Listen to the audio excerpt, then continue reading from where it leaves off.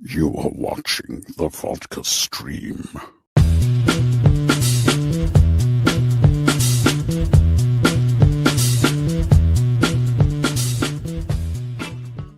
What's happening, guys? That's right. We're doing it. We're doing it right now. We're doing a Saturday version of the Vodka stream. Did I turn that? No, I did not. We're doing a Saturday version of the Vodka stream. Finally. And like I said, this is one of those Vodka streams that if you are a member of the channel or you subscribe to the Patreon, you can join the panel. All right. So, if you want to do that, you can. If not, that's totally fine. But I figured, I said I wanted to do one of these before the end of the year, so here we are, thankfully. So, and then of course, we had some news today. We had some big casting news today, so we're going to definitely talk about that. So, cheers, guys. So, yesterday was not the last Vodka stream of the year. This is Saturday ones. They don't go as long. They definitely don't go as long. But hey, we're here, and let's talk about this. We'll have some fun when it comes to all this right here. All right, let's put on some of that right there. Some background music. All right.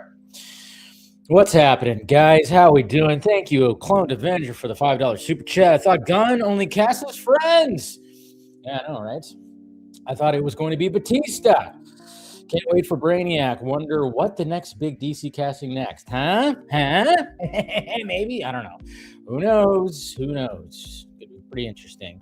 What's going on, Eric? YouTube, the moment I join the chat, don't forget you're a moderator. Here's what you could do. Oh, does it remind you? Man, they keep updating shit. Slide back, dude. Let's get the party started. Yeah, what's going on, Del? Good to see you. Doing pretty good. Yeah, like I said, it is rare, but I try to do this to, if anybody who subscribes, member or Patreon wants to join in on the chat, let's do it. What's going on, Monique? Super Saturday. That's right. And watched some football. I got some football on, and oh man, fantasy football is a hell of a thing, I tell you. Fantasy football. What's going on, Phil? What is this Christmas opener? We're trying to be festive here, Phil. Come on, don't be a Grinch. Let me see what else we have. It sounds vaguely like the Choir Kids song in Home Alone. Interesting. I saw the guy in Jay Kelly. I looked up his filmography. I haven't seen this guy, but we'll talk about that, of course. He had intelligence, but an accent. Yeah, he's German. Lars. He's definitely German. I listened to some of. He's okay. So he's a musician too. So why can't always cast random people that look like they belong in? Wow. Okay. Jesus Christ. That's hilarious. Yeah, let's just say he looks like he's in the KKK, of course. Jesus Christ. That's what I love. Every time there's a casting, you could expect responses like that, and I'm sure Game City is not super serious, but there are people that are super serious. Yeah, it's a very low scoring game right now between the Packers and the Bears. The Packers lost their starting quarterback, which actually benefits me. I hate to say it because, you never want to see a quarterback get hurt, and hopefully he's going to be okay, but he's, he got a concussion. So, but yeah, so if you're in fantasy football, it's like playoff time. Whoa, something just crazy just happened. Fumble. If you play fantasy football, it is playoff time. I barely made it into the playoffs. I was the underdog in my league, my family league, when it comes to fantasy football. Totally the underdog. I barely made it in. I was 7-7. Barely made it in.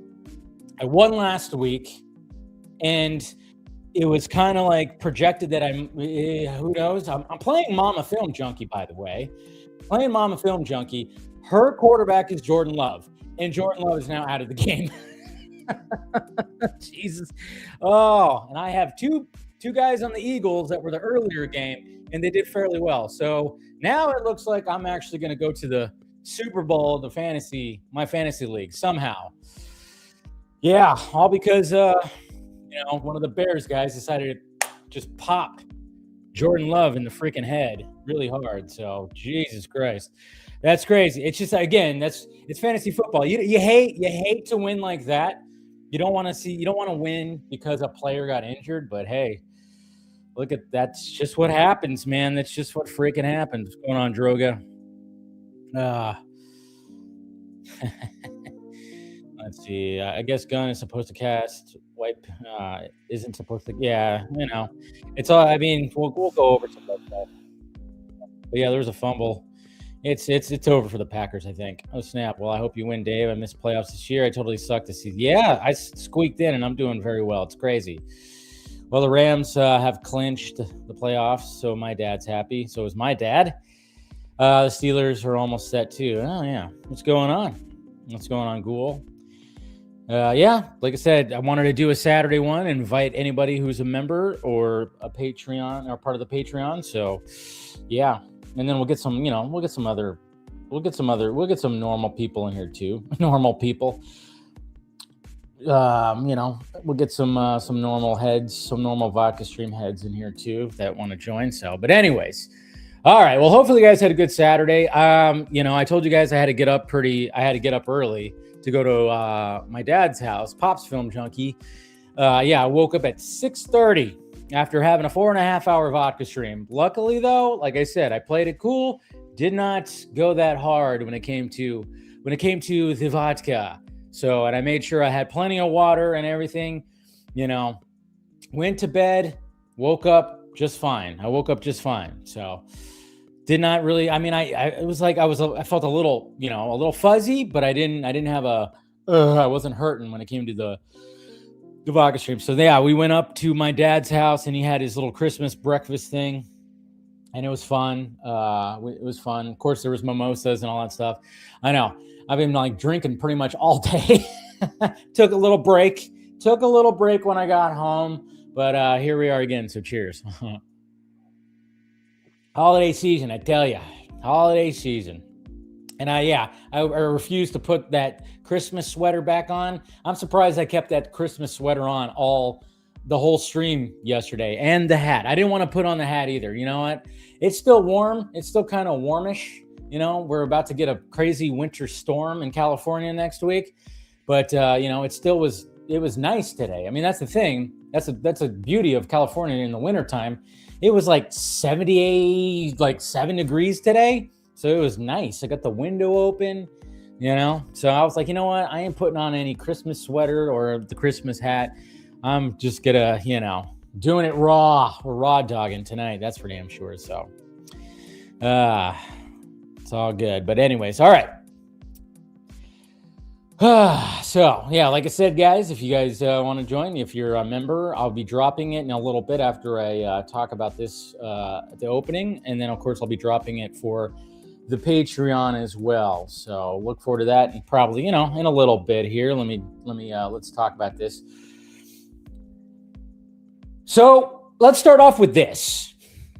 I had a tweet that kind of took off a little bit, and it's hilarious because it was an unintentional tweet. It was a sarcastic tweet that kind of took off because, damn it, Jimmy Guns, you set me up, but at the same time, beautiful, absolutely beautiful, because like I said, heading up to my dad's early, and so over on Instagram or Threads or whatever it is, or whatever Jimmy Guns was posting this on.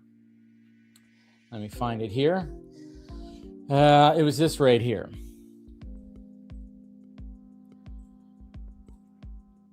He posts this image right here, which, looks like some kind of brain thing, keeps on teasing. Of course, it's purple, so some people are like, oh, maybe he's talking about Parasite. But we all know that Jimmy Guns is just doing that whole thing. He's like, I didn't say that Brainiac is in Man of Tomorrow. So I tweeted out, yeah, I'm starting to think Brainiac isn't the villain anymore, guys. ...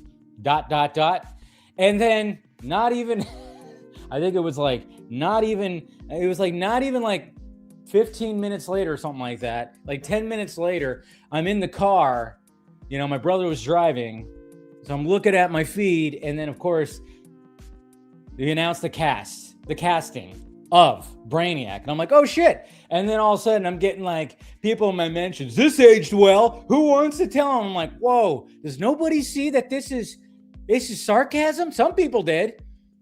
But man, you should see all the people. It's hilarious. Oh, it's absolutely hilarious. He's casted, and I corrected that person. I hate it when people say casted. It's not casted. Casted is not a word. Cast. Past tense is cast. The fuck did you think he was into? I'm like, sarcasm. There are people. How do we tell them, guys? Maybe the actual villain is the friends we've made along the way.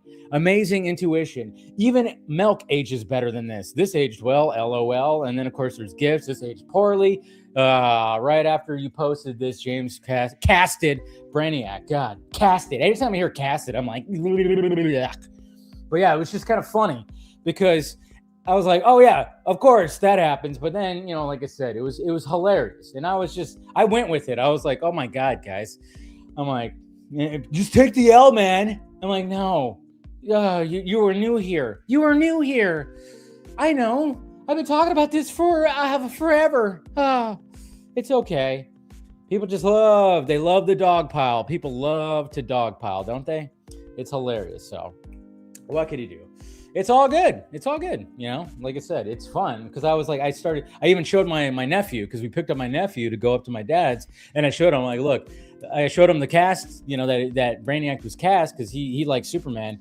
And then I showed him like, yeah, I tweeted out this like probably about 12 minutes beforehand. And it was just absolutely, it was just great. It was great. So you got to love that. So yes, it is fully official that we have our Brainiac and James Gunn, good old Jimmy Guns, tweeted it out himself, which of course we have Lars Eidinger. Yeah, I probably should have looked up how to say his last name.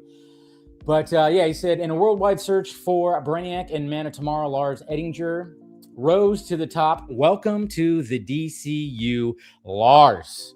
And look at this guy. He looks creepy. Yes, just shave his head, paint him green, and you got your Brainiac right there. I think he's got the look. I think he's definitely got the look. And it's funny because people were passing around this image of him, and it was like, oh, I guess it was kind of meant to be. This image right here. Here's an image of him right here with a Superman costume over his arm. That's pretty funny. It's like, wow, definitely meant to be right there, huh? Lars? I always like the name Lars, I mean, one of my favorite bands, the drummer, Lars Ulrich, I always like the name Lars. Like the name Lars. IMDb. I should have pulled up IMDb. Let's pull up IMDb because, like I said, I don't think I've seen him in anything, but I'm sure his IMDb is blowing up right now. Everybody's looking him up, trying to see what's up. What's this guy been in? I mean, he seems like he's had a wide range, but yeah, there's really truly an unknown, and that's what I like. I like the fact that it's an unknown because I'm like going, what? There's a show called Faking Hitler. That's pretty funny. I'm not seeing anything that oh, he was in Dumbo? Well, he was in Dumbo. Dumbo is probably the best live action Disney movie. I don't care what anybody says. Tim Burton's Dumbo was the best live action Disney movie. I'm just saying.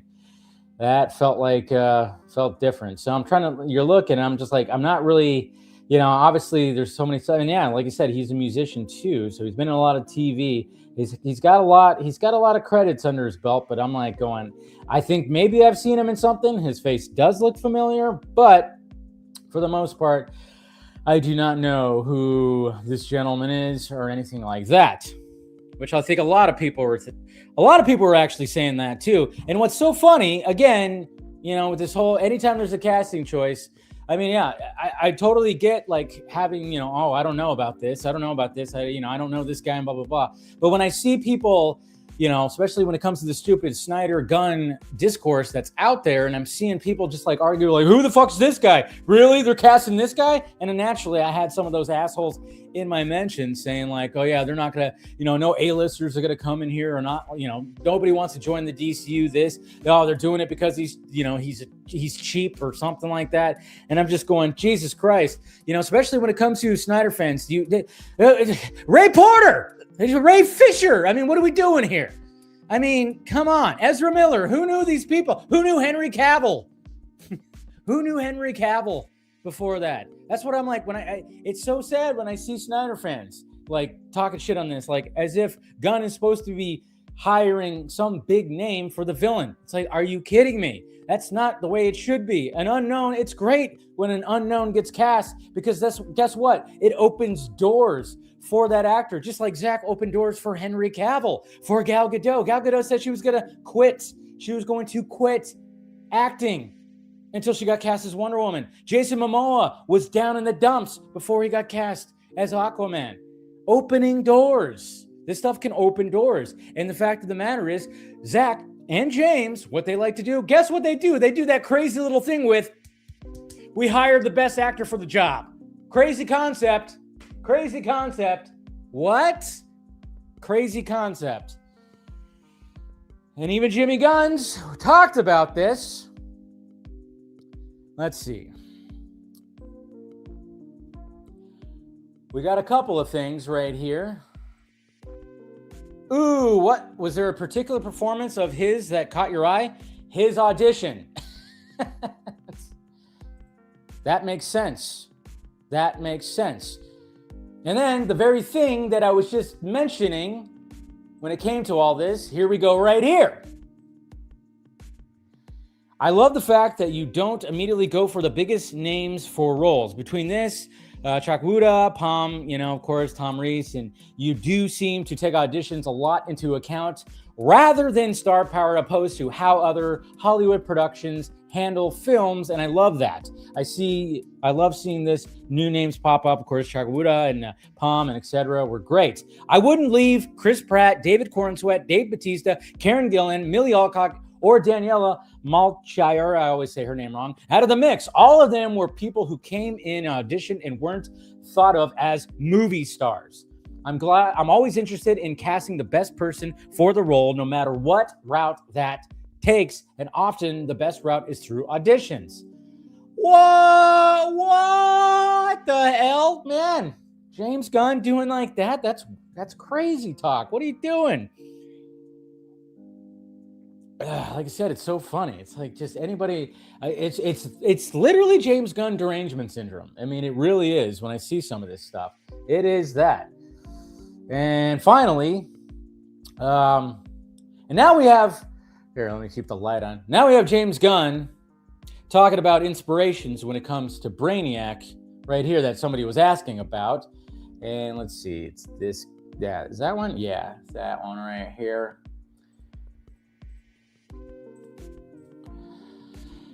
James, is there a particular version of Brainiac you're taking inspiration from? Silver Age, the Marv Wolfman, early 80s version, Byrne era, Jeff Johns, or even the Bruce Timm animated universe where he's from Krypton? Can't wait to see what you do with this character. So many different routes, and I've been waiting to see one of these movies take a crack on it at him for years.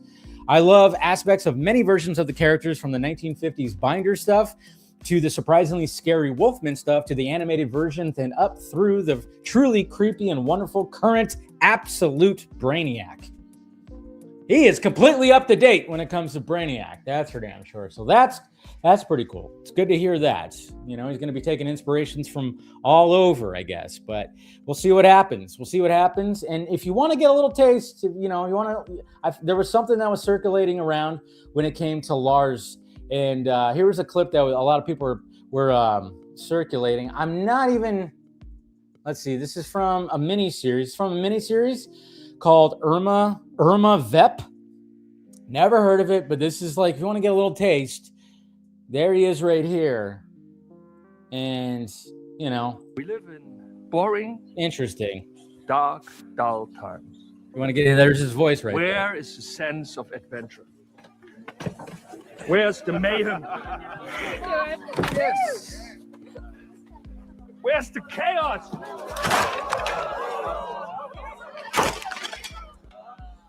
I tried to keep that crazy alive by being such a pain in the ass.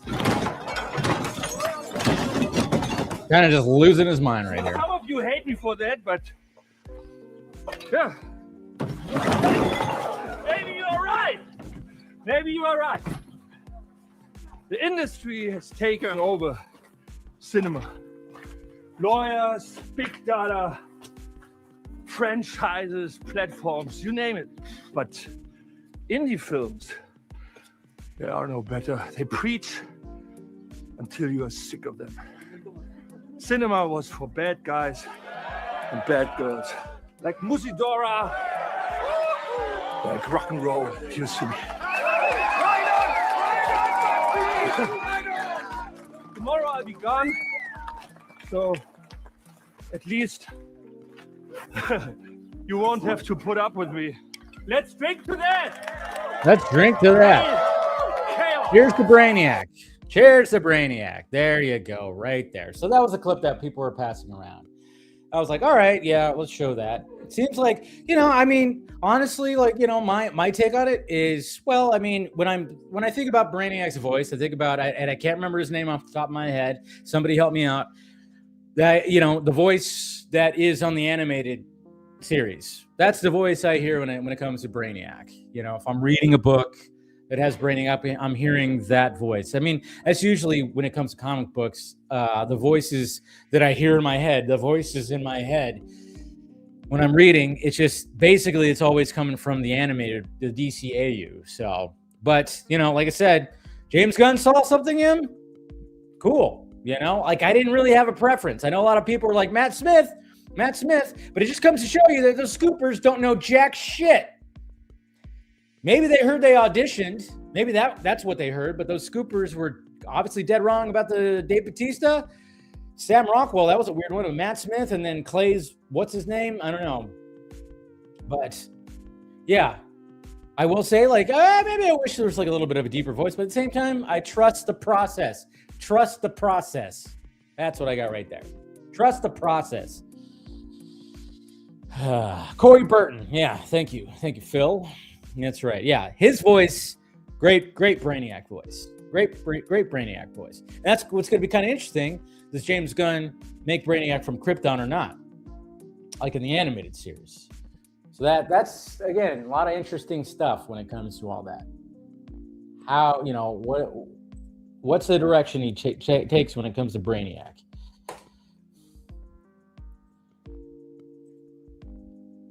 Not too shabby. All right.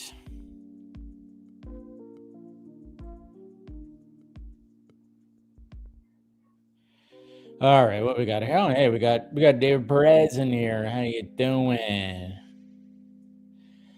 Let's see. What do we got here? All right. Yeah, good to see you, bud. We got Movie Talk now. I'm David Perez. I'm seeing Avatar 3 tomorrow. Good. Hopefully enjoy it. Dave, did you see John Roca tweet about Gunn lying to fans about Brainiac, but he never said or denied? Oh, yeah. Well, Roca has a hate boner because of his lover, Jeff Snyder. That's why. Ugh. He's calling him a liar. He just didn't want to admit. He's like, I've never said he was part of this or was not, So, I mean, I thought it was dumb. I was like, come on, we know Brainiac's in there, but he was just doing he was like, hey, I didn't say he was or wasn't. So, but that's just dumb. That's just being petty right there. Because like I said, he's just being petty because of Jeff Snyder. 100%. I don't get the point of those responses with all the betting apps. These prognosticators should have put some money down, and yeah, there you go. Yeah, that's right. Another one there, Venom. Didn't love Superman, but I liked it. I thought it was solid. Maybe a fun 8 out of 10. Maybe happy to hear the casting, though. About time. I know. That's the thing, guys. We're finally going to get a cinematic Brainiac.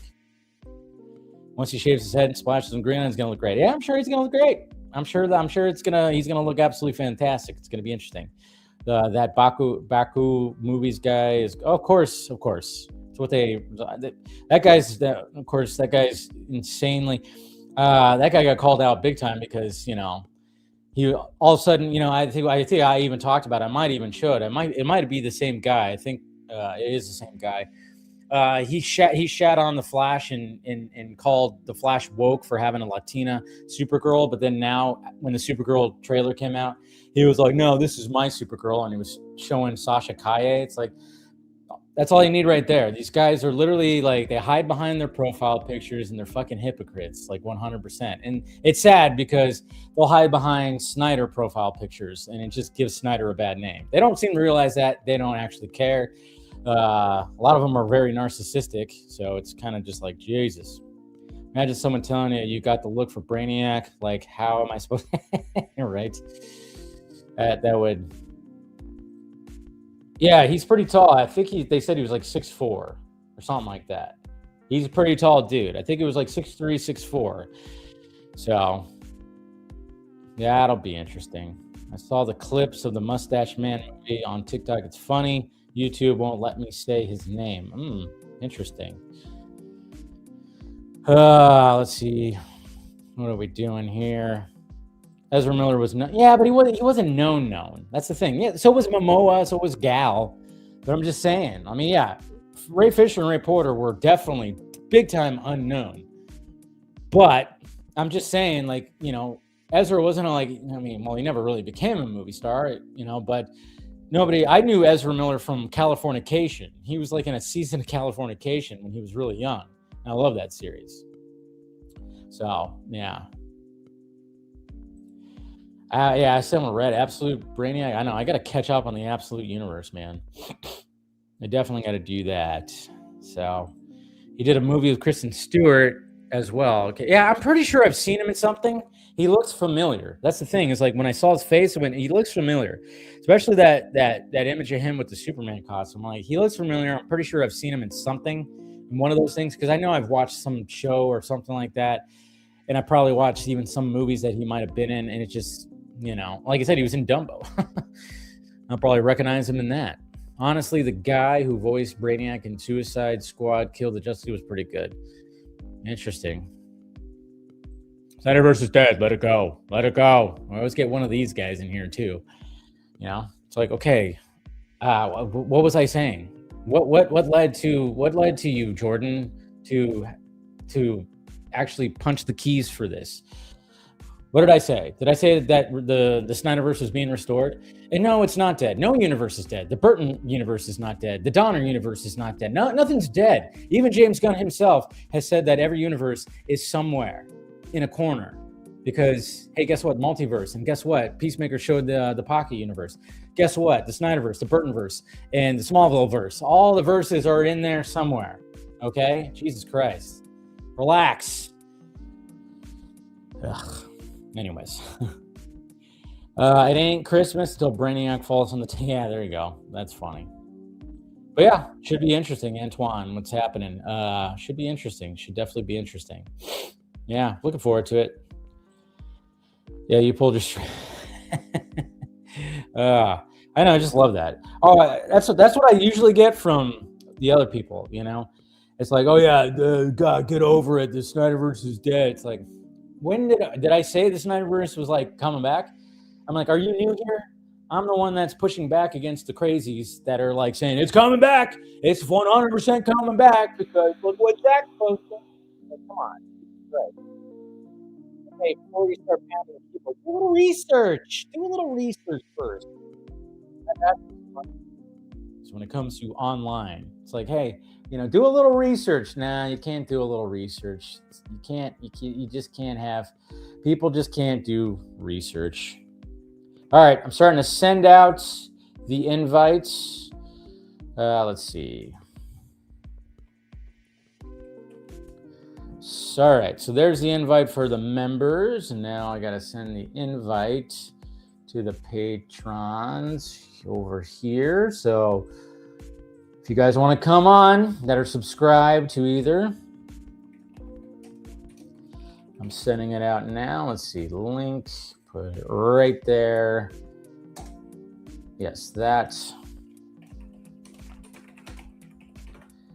And go.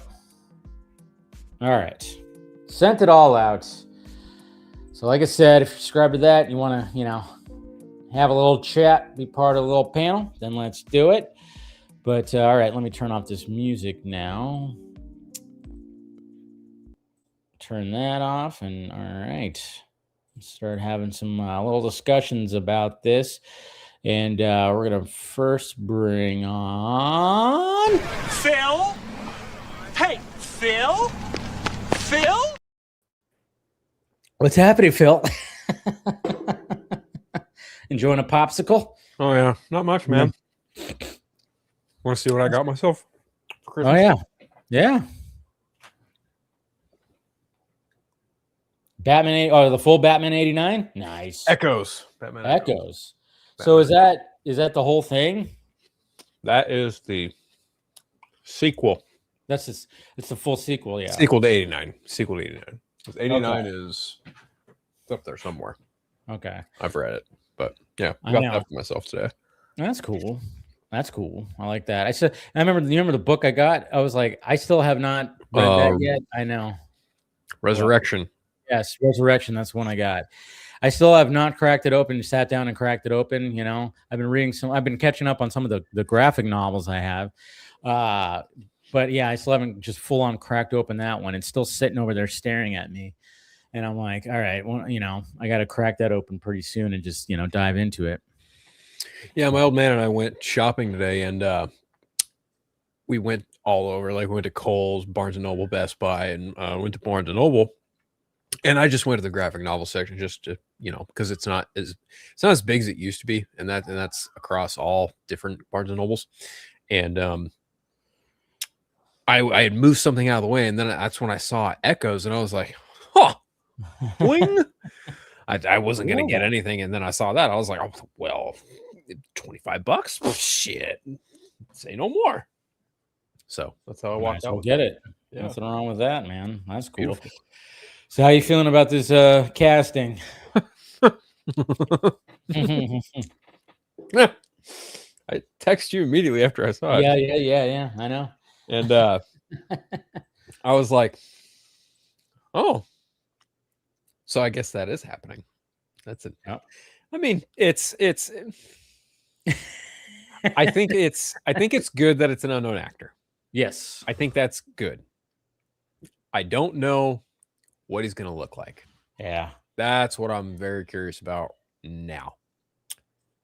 And to answer Hosie's question, who would I have cast? An unknown actor, because I don't know how a big name actor would have done it.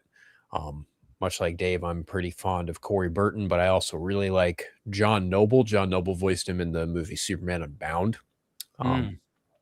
Brainiac is like probably my favorite Superman villain. Like, there's a few up there, but he probably takes the cake. And as I told you, I've got like very mixed feelings about this because I want Brainiac in a Superman movie. And now it's happening. It's just happening as a sequel to a movie that I really don't like. I know. And I'm just like, fuck. Yeah. Fuck.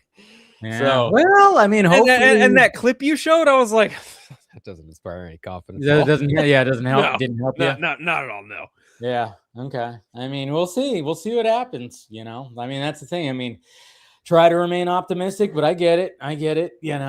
If the first one wasn't your cup of tea, I mean, hopefully the next one. I mean, the next one's probably going to be, I know that he's going to probably try to change it up a little bit, but it's like, how much is he going to change it up? I mean, I've said it before. I'll say it again. I mean, he is, he's kind of like one-noted. James Gunn is pretty one-noted, I will say, but we'll see. I would hope that he would take the sequel and try to do something different in a similar vein that, when you watch Man of Steel and BVS, Zach he took different approaches to both of those. Of course, it doesn't help that I think James Gunn's going to have the same cinematographer as the first one. He's been working with. Is it going to be Bram again? I think. The rumor is. I don't know if it's been confirmed.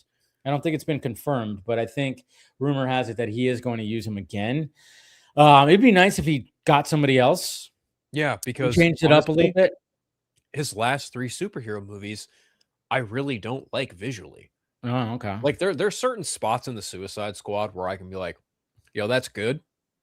But a lot of the heavy visual stuff that's shot with Bram behind the camera, I'm like, this just doesn't fucking work for me at all. Like specifically hit Superman. Like Superman's the biggest one for me that I remember. I can distinctly remember watching that movie in July and still walking out of it being like, that is one of the ugliest looking movies I've ever seen.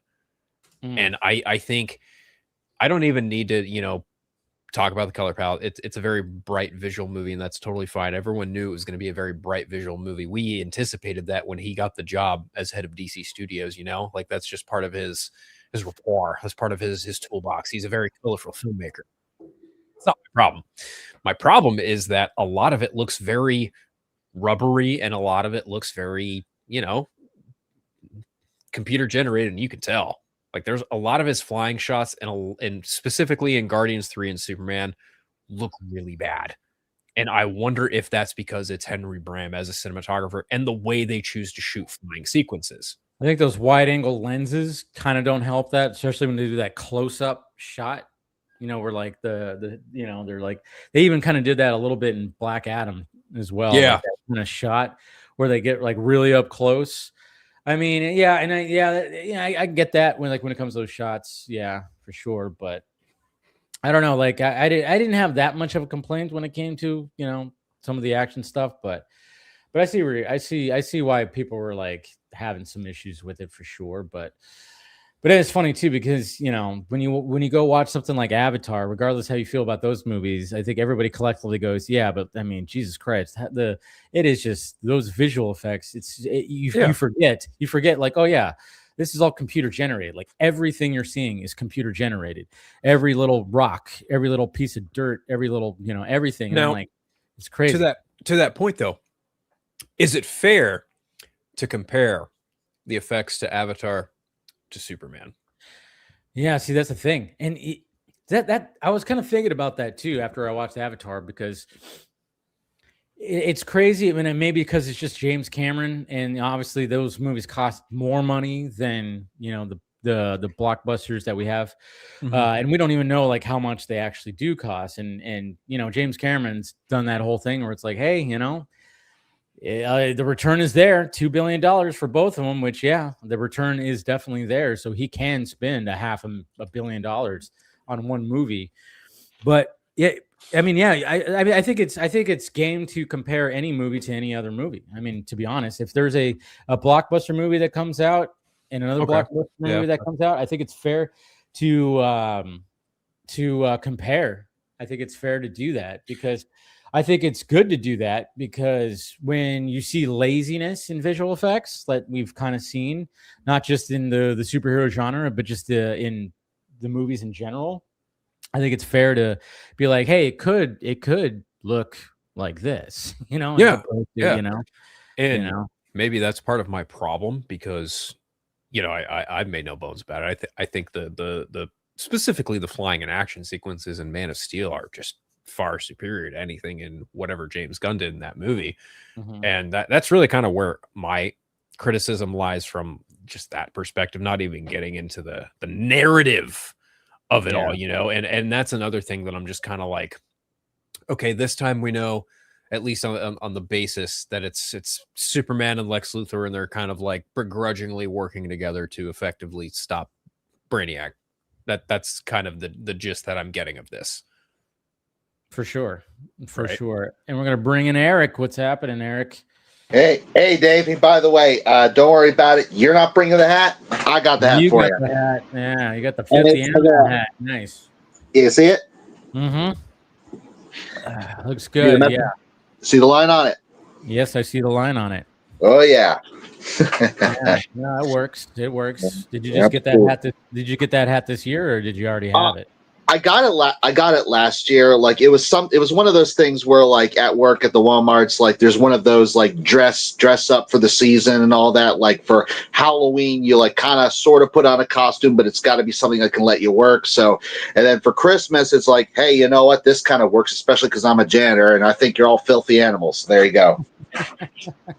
Yeah. That'd probably be a line of a janitor right there. Everybody's a freaking filthy animal, aren't they? Yeah, exactly, especially in the restrooms. But by the way, I am very happy that we did it. That we finally did the stream in Christmas season, and this time I was able to bring the eggnog. So there you go. You got the eggnog. So you got the eggnog. Okay. Mm-hmm. Yeah, I didn't want to do the eggnog because I was, afraid that I was gonna, there's gonna be a little too much sugar in the eggnog that was going to cause a little bit of a hangover. So yeah, I skipped the eggnog this year. Although, like, would you, if you were to do the eggnog, would you do it with the booze in it or not? Oh yeah, of course. There you go. Put the rum in it, of course. Do you have? Are you boozing it or not? No, mainly because I just bought it. So yeah. There you go. But like I have thought about, which version would I do if I were to do it with the booze in it? Would I do it with the rum? Would I do it with the whiskey? I probably would do the whiskey version, but still. Think so? Yeah, I don't know. I've always done it with rum because rum has like a sweeter flavor and it kind of cinnamon and the eggnog. So that's usually what I do is like with the rum right there. So that's true. But how's your holiday season going so far, Eric? Well, it's been doing pretty all right so far. I mean, certainly with the Christmas movie lineup, I've got most of my Christmas movie lineup, down. I only have a few left because especially I always save Die Hard for Christmas Eve because as the meme says, ain't Christmas until Hans Gruber falls from the top of Nakatomi Tower, which, of course, was why I said what I said in the chat, right? Yeah, because this actor here, Lars, like he's German, he's got the German accent, and I actually saw like someone in the like when you made the post on YouTube, so what do you guys think about this guy as Brainiac? And I said, well, it depends on his voice. And then someone actually sent a link. Now, it was not the link that you showed, but it was a link of like there's an interview he was doing on the red carpet. And his voice in that one was like a little bit deeper than in that clip. And I heard that voice and I was thinking, my first thought was Hans Gruber. Okay. He really reminds me of Hans Alan Rickman. Hans Gruber. Okay, I'll have to look for that clip. Check it out, and maybe I'll talk about it more on FJ Live on Monday. Okay, that's cool because I was like going, his voice is a little high. Maybe I prefer a deeper voice, but if you're saying that, he sounds a little Hans Gruber. Not quite that low, but lower than the clip that you saw. Yeah, his voice was definitely on a higher octave, and that's probably because his character was kind of losing his mind right there. But I could see the look at least. Yeah, certainly. Because I feel like with the voice that he had, like on the red carpet interview, like he could, if he wanted to, lower the voice a bit to be more Hans Gruber. Yeah. Okay. Well, we'll see what he ends up doing with that because the voice there's a lot. So it's gonna be definitely gonna be interesting. And Phil, have you when he was talking about Absolute Brainiac, I haven't seen too much about Absolute Brainiac. Have you read any of where that character? No. I am exclusively Absolute Batman. Okay. At the moment, I do know a little bit about Brainiac. And he's got ties to Ra's al Ghul in the Absolute Universe because that's who Superman is going up against. In that corner of the Absolute Universe. Well, that's a twist. Wally West just actually accessed the Speed Force of the Absolute Universe. Batman actually meets Wonder Woman in the next issue. He goes to her for help to try and reverse whatever happened to Waylon Jones after his stint at the Arkham facility run by Bane and was also run by the Joker, whom the origin of that version of the character came out with issue 15 this past week, and that is fucking nightmare fuel. But as far as Absolute Brainiac goes, I've seen panels with him in it. I know what he looks like, and it's a trip.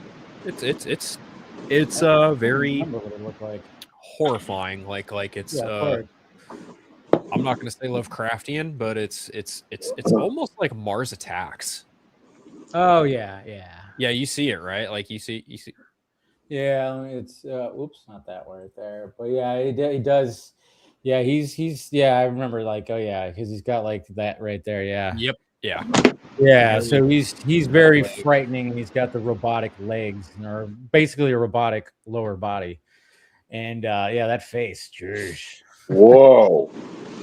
Pretty crazy. And it's gonna be interesting because it's like what I mean, the first look at Brainiac when they drop that image, which probably won't be until next summer, they'll probably maybe do something, or even if they might not, because they might save it. We might not see it till well, think about the first image of Superman. You know, it was him putting on his boots. Yeah, but at the same time, I mean, but we still haven't got a first full image of Lobo, you know, so they're kind of like saving that. Yeah, that's true. You're saving Jason Momoa. I was kind of wondering if, like, I mean, we got a glimpse. We got like a 1.2 second glimpse of him in the trailer, and it was not lit up. We just kind of like we saw the outline. We saw like a little bit of his, and people, of course, brighten up the image, and he looks great. But I mean, I'm surprised that they haven't released the full. So it's going to be kind of interesting how they roll that out. Or maybe, you know, for all we know, James Gunn's going to be like first day he's like full on in makeup. They just click and he freaking posts it. Wouldn't be surprised if he did that too. Yeah. You know, you do have to keep up the hype, and because I thought it was kind of funny because I'm like, dude, it's the Saturday before Christmas week. We're really going to be dropping Brainiac now? I'm like, I thought we weren't going to get Brainiac until like January. I'm like, I'm thinking that everybody's just all right, time for the holidays. But man, they were just like on a Saturday. Buddy, from here until April, between Man of Tomorrow and Batman Part 2, it's open season. Anything could happen. Anything. Anyone can get cast. Oh, I can't wait to I can't wait until like Matt Reeves starts, posting doing the gifts again. Yeah. Like welcome to the Batman Part 2, Scarlett Johansson, wherever else she is. That's going to be interesting. And then who's going to be the villain, when we get that final confirmation. Yeah. So, yeah, that's it's going to be interesting. It's definitely going to be interesting. But I was just like, man, it was so random because I was literally in the car. We just picked up my nephew. I posted that tweet. It was so funny because that's what I love about the internet. Like the internet's just like doesn't. I mean, again, I get it though, because sometimes you don't. If you just come across something, maybe you don't know. If you don't know the person's sarcasm, then you're gonna think, oh wow, this guy was an idiot and says that he doesn't think that Brainiac is going to be the villain. And I was 100% just poking fun at James Gunn, hinting, with another image that looks like something from a brain. And I'm like, oh yeah, guys, I don't think that Brainiac's gonna be the villain after all. And then 12 minutes later, he fucking posted it. It was just perfect timing. But it's funny. I like it though, because I think I've been seeing like most people probably been reading like my responses to some people, and they're like, oh, he was just kidding, and they just been liking the tweet. So I think most people, for a minute there, people were just trying to drag me, and I'm like, oh, this is fun. I love it. Absolutely love it. But it's kind of interesting though, because that image where it showed like the purple, cells or brain looking thing, and I was like, well, man, do we think that maybe there could be a parasite in this? I don't think so. I don't think it's a coincidence that there is a Supergirl movie coming out with Lobo and the destruction of Krypton happens, and now we get Brainiac as the villain of this movie. I think if there's a possibility they could link the two. I don't know that they're gonna do that like they've done in other incarnations. It'd be fun. It'd be nice. Whether or not it actually does happen remains to be seen. But as far as like just him looking like Brainiac, that's what I'm curious about. And I have a feeling, I have a suspiciously sneaking feeling that James Gunn is going to do something very like traditional. Like we're going to get like an amalgam of like Silver Age meets modern. Like we're going to get something kind of like what he did with the Superman suit. I think he's going to, safe to say he's probably going to have green skin at the very least. For sure.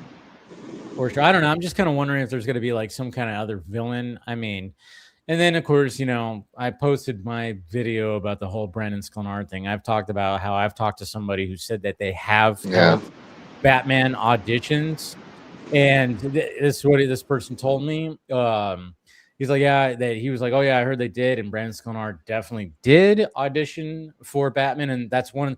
And again, going back to I even talked about those. I showed him. I remember I even made clips out of him when he would post black and white images of him after a workout looking just fucking crazy jacked. I'm like, this guy's showing that, hey, we don't have to do 9 months of fucking prep. I'm already in big time shape. And I was like, that's good marketing. And sure enough, this person even said, oh yeah, he was doing that as a campaign to try to get Batman. Now, is it going to happen? No. And this person said that he thinks that he might have gotten it, but he doesn't know for sure, but he just knows that there's auditions. And then we were having conversations, and it was even talked about 100% that, yeah, the whole David Corden sweat following him on Instagram could mean nothing. But then my brain went to, oh, they probably screen test together. If they're going to try to do if Batman's going to be introduced not in his own movie, which I think it's definitely going to be the case, if he shows up in Man of Tomorrow, which is very likely, yeah, of course, we're going to have him screen test. We're going to have to get that dynamic between, Clark and Bruce and Batman and Superman. So I would not be surprised if they screen test together, or, David Cornsweet has been screen testing with possible Bruce Wayne Batman actors, which is pretty interesting. And so, yeah, I don't know. That's exciting. It makes sense. I mean, he was given the directive by David Zaslav, Superman, Batman, Wonder Woman, Supergirl. Make it happen. Yeah. And Sklenard does have the great jawline. That's one of the things. We were talking about this with Superman. It's like whoever they cast, he's got to have the strong jawline, because that's an essential part of Superman's look. And same goes for Batman, but arguably even more so, because as he's got the cowl on, most of his face is covered, but that jaw is going to be present. It's going to be prominent, so it's got to look good.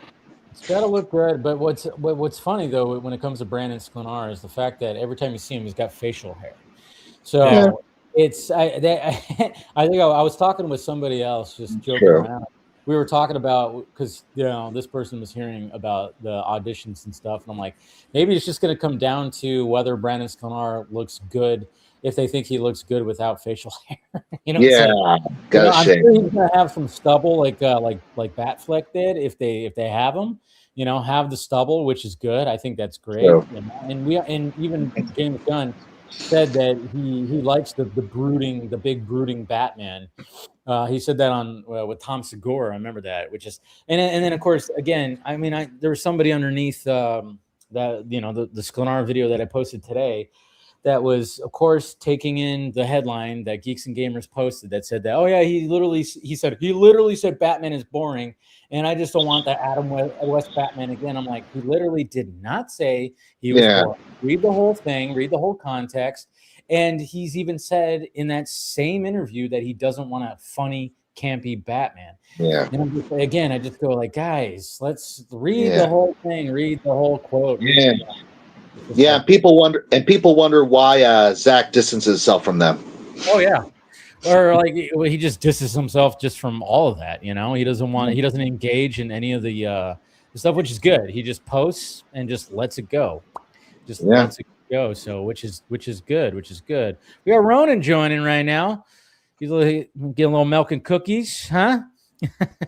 I beat Zen into it. Yeah. I'm gonna say, is that the same milk from The Boys?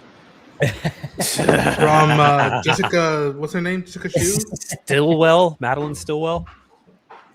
That'd be awesome. I'm just kidding. Yeah. Wow. Probably tastes good. Actress is Elizabeth Shue, I think. Yeah, Elizabeth Shue was. She still got it. 10 out of 10 would. Yes. Oh yeah, she aged like fine wine, like a fine Hondo. Wine. It boggled my mind still that she was in Karate Kid. Yeah. And she's the second Jennifer in Back to the Future. I'm like, what? Yes. Yeah. Some people forget that she was the second Jennifer. She wasn't the first Jennifer, and they just it's interesting. I forgot why the first Jennifer didn't come back. I remember watching something and she explained why she didn't. I can't remember why that was now. Like an interview. Yeah. Wasn't it the fact that it was just that there was some distance, like year-wise, between the first movie and the second one, and just some of them, in some cases, like depending on the roles, some of them had aged out, some of them hadn't, but I don't think it was an aging out thing. There was some reason, and I remember watching something, and I can't remember exactly why, but she explained why. There was a particular reason. It wasn't like a Crispin Glover thing.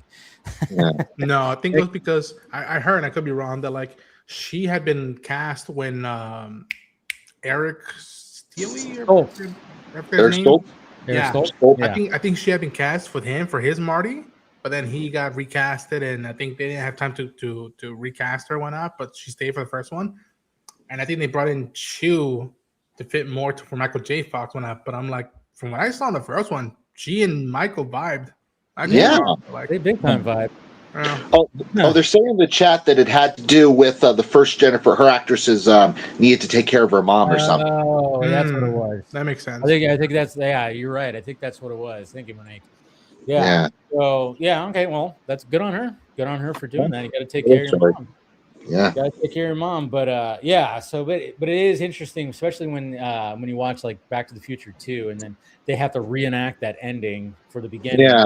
And it's like it's all of a sudden it's Elizabeth. It's like it could be a little jarring, but then at the same time, they didn't do good with Marty's hair. Marty's hair is noticeably longer in Back to the Future 2. Like it's like more. There's a lot more hair in the back. If you look from 2 to they just were like, fuck it.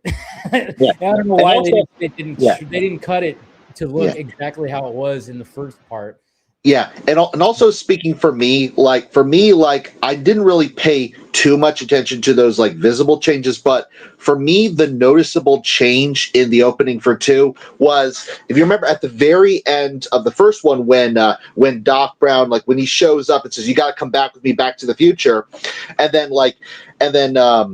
then Marty is like asking, well, what happens to us? Do we become assholes or something? And then right away, right off the bat, he goes, no, you're fine. But in the beginning of the second one, after Marty asked that, like Doc Brown like pauses a bit, looks off, and then he goes, no. It's like it really does stick out. Because they I guess they felt the need that they had to change that. Yeah, it added a level of comedy to it because Christopher Lloyd and also sets up that it is technically what happens to them. Yeah, even though kind of true, but it's like but your children, because you're it's just man, we went off on a Back to the Future tangent big time. I love that movie.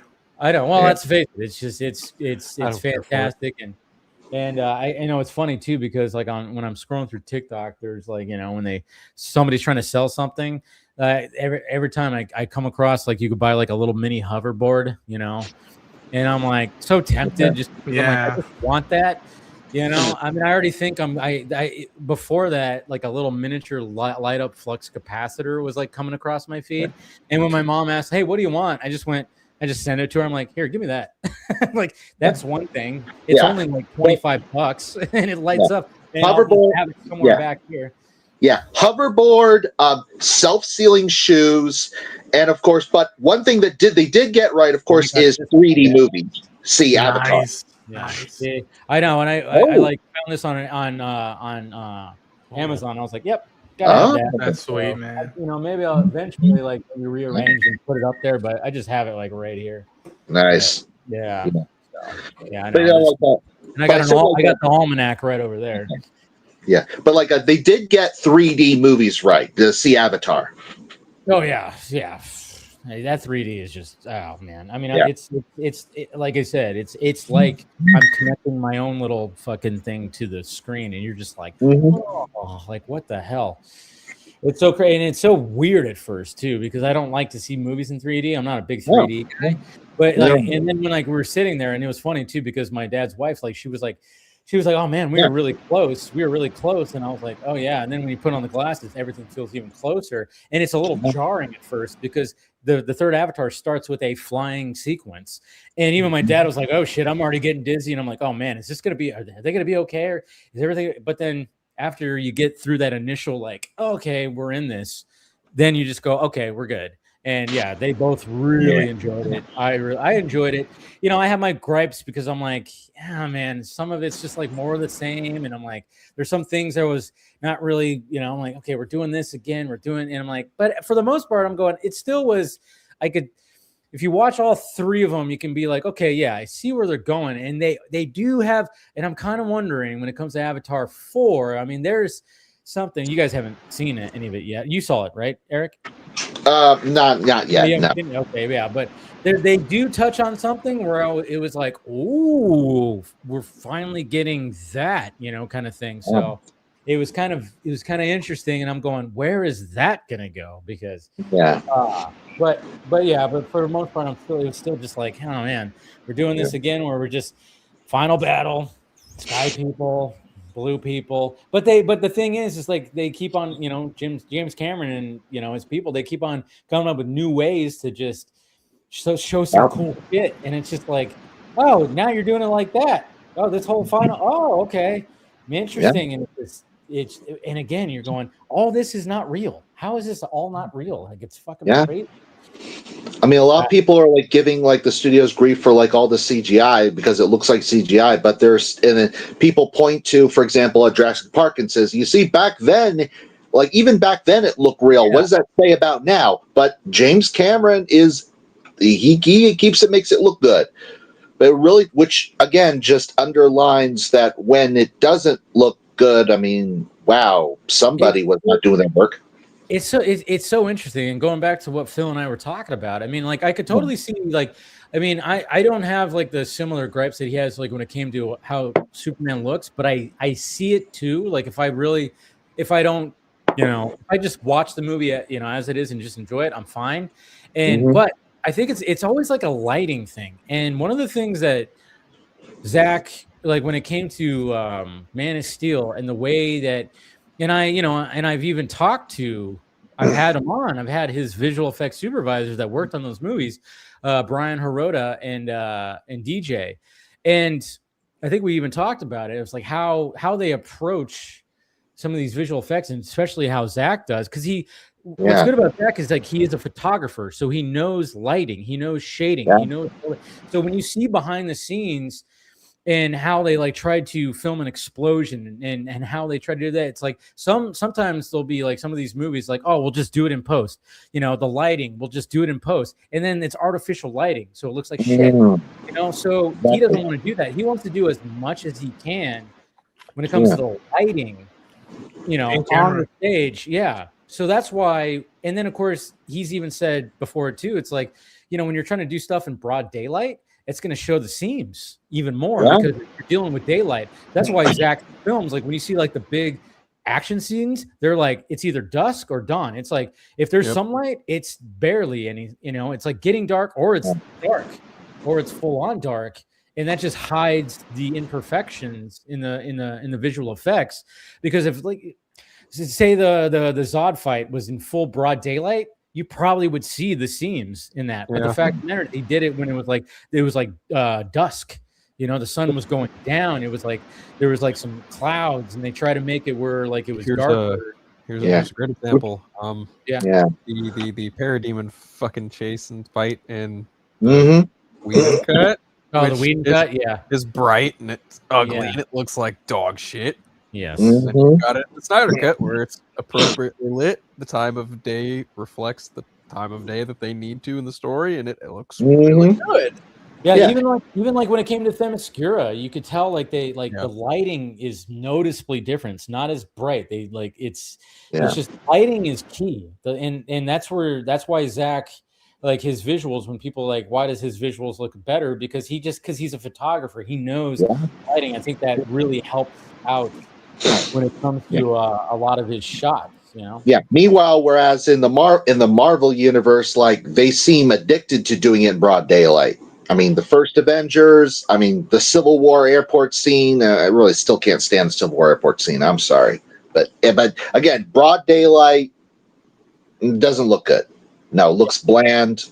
Sometimes it just, I mean, it's hard to shoot like some of that stuff. And then, you know, when you're doing something like Superman, you're not going to be shooting at night. So, I mean, that's what makes it difficult. Now, I still think some of those visuals look fine. Like I was like okay with it. But yeah, I can see where some people are like, yeah, it's a little too bright, a little washed out, little there's little things you can see right there, but it didn't kill the movie. Of course. Which, by the way, now that I think about it, now that you mention it, ironically, if you go back to the Richard Donner films, like the first two, most of the action scenes are at night. Oh, are they? They are, huh? Yeah. No. Yeah, the Zod fight is at night. The like when Superman first shows up and doing his stuff, that's at night. Flying with Lois, that's at night. I mean, really, yeah. Some of the scenes in the climax during the day, like when he's chasing like the bombs and stuff, obviously that's during the day, but that's kind of the exception. I mean, as a rule, like most of the action scenes with Superman are kind of during night, and I would imagine it's for that reason. I just think it'd be a better contrast of having Superman fight daylight because he's a light guy, and then you keep the night for the creepy the boogeyman, which is Batman. That's a good contrast of like, oh, he works by night. Oh no, Scoutboy, Schoolboy is the day the lunch kid who saves the cats out of the tree or whatever may have you. I like that contrast for me. Yeah. It's a good contrast, but I could see why that even like back when it came to that Superman and having the Donner Superman. Yeah. Even to hide imperfections and hide anything that they can. Yeah. I mean, it's a trick. I mean, it really is.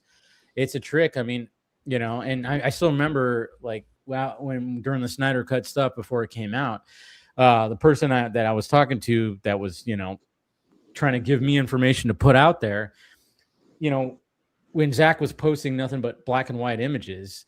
And we had a conversation. I'm like, why are they always in black and white?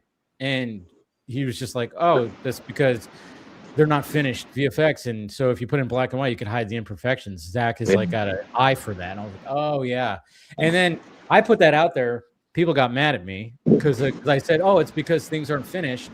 Because Zach did say, oh yeah, I got a finished cut, meaning he had a start to finish cut. Yeah, that he had like, finished VFX, like edited together, but it's like together a runtime. He had a runtime, but he didn't have.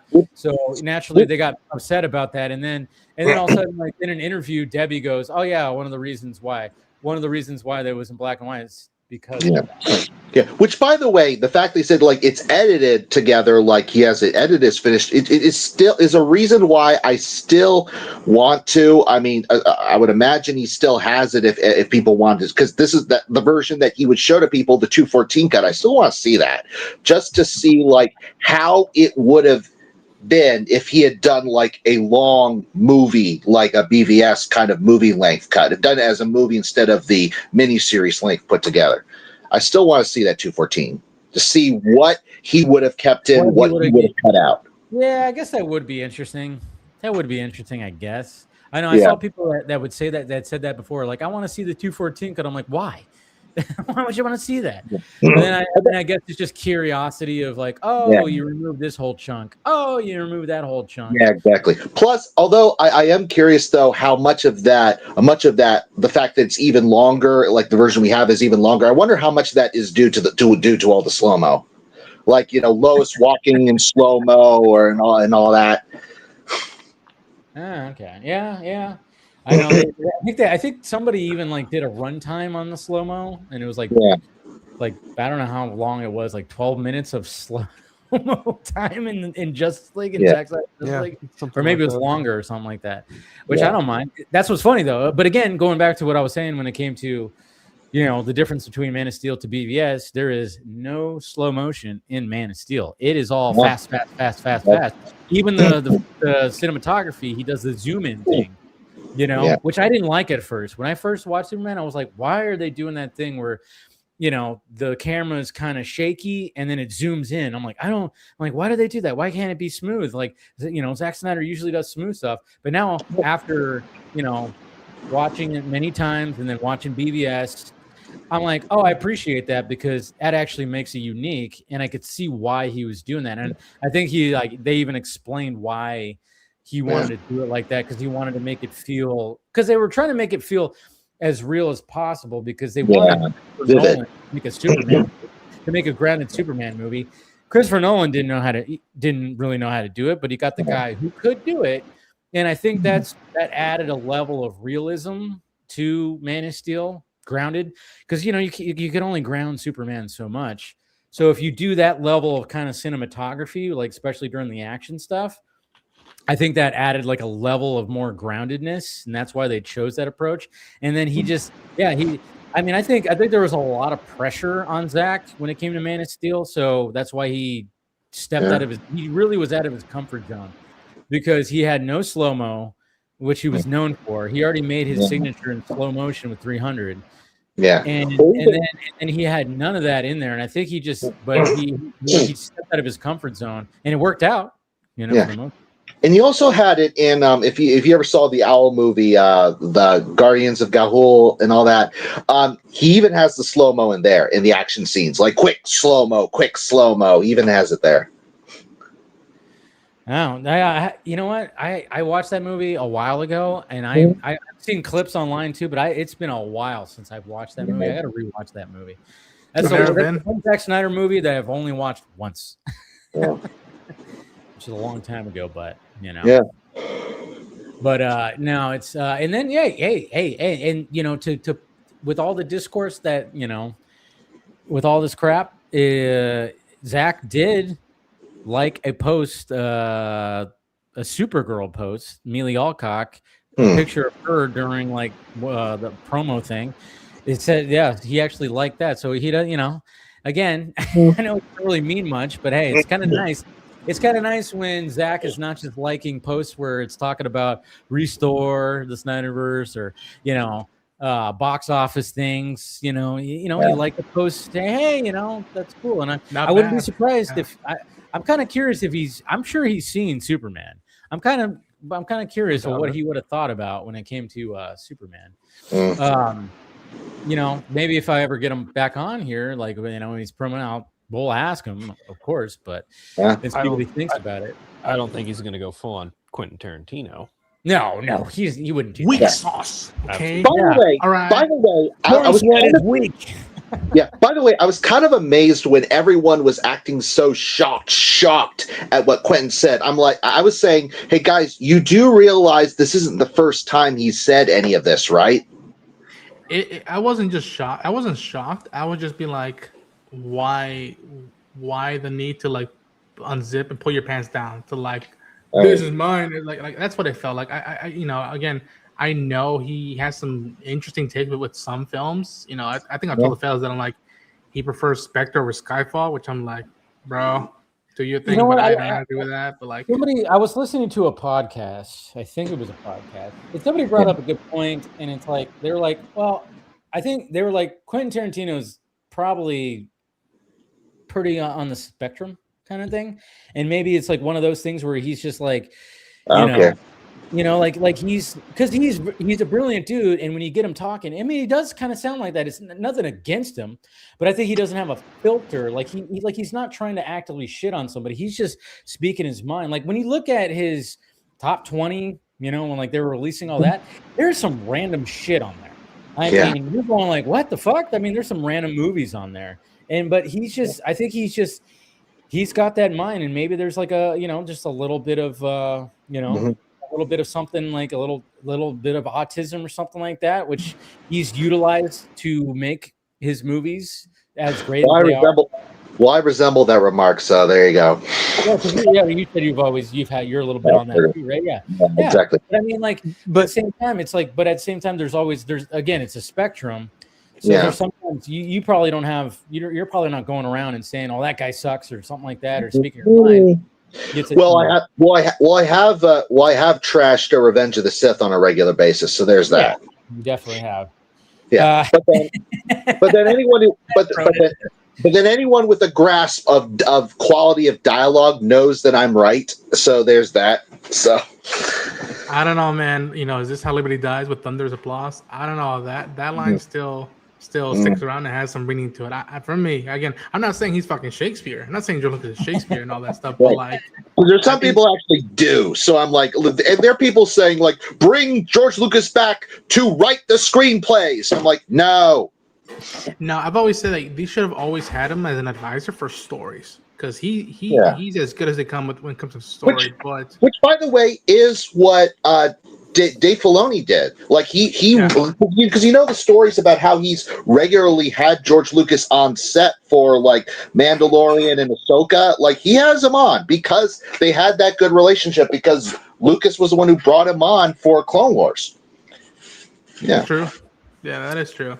But yeah, I think like with Quentin, it's just like you would think that like the way he picked on Paul Dano, and again, it was just like, what the fuck, Quentin? But then I didn't go and start making 5 videos, be like, fucking Quentin. Like, no, I was just like, all right, that's he's not paying my bills, so I'm not too worried about that. But like, I was like, the way he described them, like, well, wait a minute, dude, you worked at a video store. You're a nerd like us. Like, why would you like pick on someone that you feel falls to that description of like scrawny and weak sauce? I'm like, we watch movies. We talk about this stuff. It's just like we're not the jocks. I will say, like, to be fair, like looking at what he was saying in the context of what he was saying, I feel like what he was getting at was he was weak sauce compared to Daniel Day-Lewis. To Daniel Day-Lewis, yeah, thank you. Like he's like it's like because he was saying like part of the point of the film is that you're supposed to have these two powerhouses going toe to toe with each other, and Paul Dini, like as good as he might be, like he was not the guy to go toe to toe with Daniel Day-Lewis like that in that kind of movie. I think that's what he was getting at. Or honestly, just giving the benefit of the doubt, but there you go. Yeah, probably was, but he just and he didn't, you know, and he was kind of brutal about it, but there you go. He expressed it in the very Tarantino way. It doesn't make it respectable. That doesn't mean it was right. That doesn't make it. Yeah, it wasn't right. It wasn't right. Just because he may or may not be on the spectrum in that regard, that doesn't mean it's a shield for him to fucking talk like that. Yeah, I know. He still said it in a better way. This is absolutely not the first time he's talked like that either about other people. Like. Quentin Tarantino, for all intents and purposes, like he's a great filmmaker, but as far as like a human being goes, I'm not entirely sure that I would want to sit down and have coffee with him personally. No, not even. I would like to pick his brain, but at the same time, about filmmaking, maybe. Yes. But dude, we're talking about the same guy who fucking defended Woody Allen. Roman Polanski. Sorry, and Polanski. Like fucking no. Especially after Polanski was just shown in the just no. I like to believe that now that he's a dad, that something flipped on his head and be like, maybe I shouldn't think that way. I would imagine so. No, I agree with you, but I'm just saying that, like, I would, again, I'm the hopeful one. Remember, I'm the one. I'm just like, you are, please. and I love you for it. But yeah, like, some of those takes are just like, bro, like, yeah, I know, right? And you know, and again. I've met him. I shook his hand. He seems decent, but I do wonder how much people be like, in his personal life, be like, Quentin, what the fuck are you doing? Like, just and I'm saying to change his mind, but be like, hey, here's the thing. I'll say this. I wouldn't ask him, do you still stand by your words? Because he's not gonna change his mind. He's not gonna change my mind. But I would be asking, like, were you surprised or amazed how much people defended Paul and like actually do think he's an actor, a good actor, or whatnot? Because again, like, a lot of people came up and be like, no. Like, again, without even having to mention his name. It's just like, Paul Dano's a good actor, you know, like, and all that. And I was just like, the love is out there, man. Yeah. I mean, here's the thing. He has come around on things that he was long very adamant about. I mean, for example, like, he was so vehement about his hatred for John Ford, for example. Because of like how John Ford, like, for example, how he like gleefully like starred as he was a Klansman in Birth of a Nation, for example, and among other, and also like, and yes, how John Ford like really did have, you know, like stereotypical portrayals of Native Americans in his westerns and stuff, but he still did a lot of good stuff in his movies. And the thing is that, like, Quentin was for the longest time was very vehement about not liking John Ford. He couldn't stand John Ford, but in later years he has come around. So it's not like he can't be convinced one way or another. I would hope that be the case. Again, he's such a lover of film and whatnot that I would think we would have more range than anybody, but I could be wrong. It's funny because when I watched the whole Bloody Affair, that when Uma Thurman's like driving that car, I was like, I remember like the shot of her driving that car. I was like, when I was like, oh wait, something happened there. And then of course it started circulating online again where she was driving that old rickety car and it was not safe. He wanted Uma to do it. She wanted a stunt driver. He was like, no. And he was very adamant on, I want you to do it because, you know, it's going to be real. It's going to be real. And then she ended up crashing and hurting herself, like hurting like some pretty good injuries. Like she hurt her knee or something like that and hurt her like wrists or something because she ended up crashing the car into like a tree because it was just, but it was just, and it's like stuff like that I know people are like, yeah, God damn, Quentin, like, you know, it's like, really, you know, you're gonna, you know, do something like that, but it's like, I don't know. He's like, he's a little bit, it's like one of those guys where it's like, I would like to pick his brain about movies, and then I'll be like, all right, that's about it, and then we'll see you later, you know. But I mean, like, you know what he says, he even like his takes on movies, like he doesn't want to see the new Dune movies because he saw the Lynch movies. It's like, what? The Lynch movie? You saw the Lynch movie? You don't want to see this movie because you felt like you already saw Dune. But he loves Carpenter's The Thing. Yes. But there was an original of The Thing, so you know, like some remakes count, some don't. It's just like like come on, man. Like the Cronenberg's The Fly. It's not the original Fly. It's a remake. I prefer the remake over the original, and it's just like, come on now. Well, and also, well, here's another thing. He is also like he has long been a very passionate Howard Hawks fan, and Howard Hawks did the original The Thing.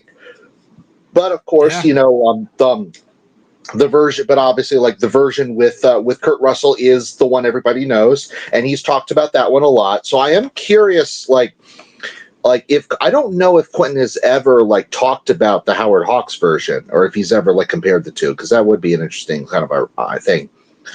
It's bound to happen at this point because he has his own like podcast about looking up old movies and whatnot. Like it's bound to come up one way or another. Yeah. Hawks also did the original Scarface, but of course Quentin loves the Brian De Palma one with Al Pacino. Yeah. God damn, I'm trying to remember some of the movies Quentin Tarantino thought were like brilliant. That were like, what? You know, it's like kind of like, really?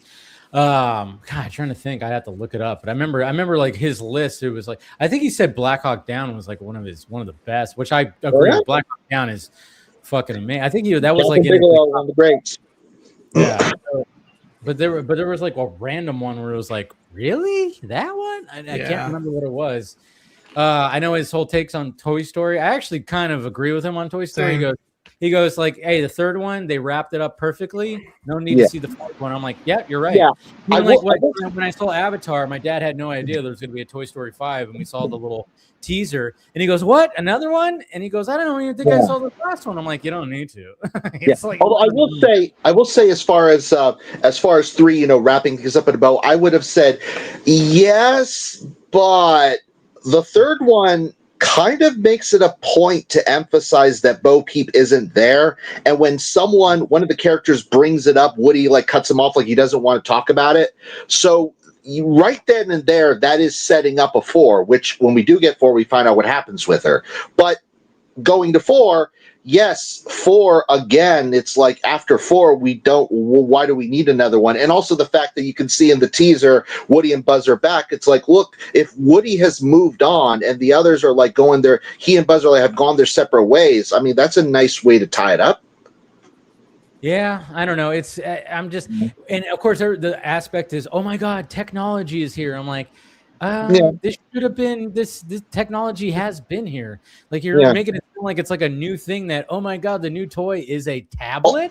Wait, how long have tablets been around?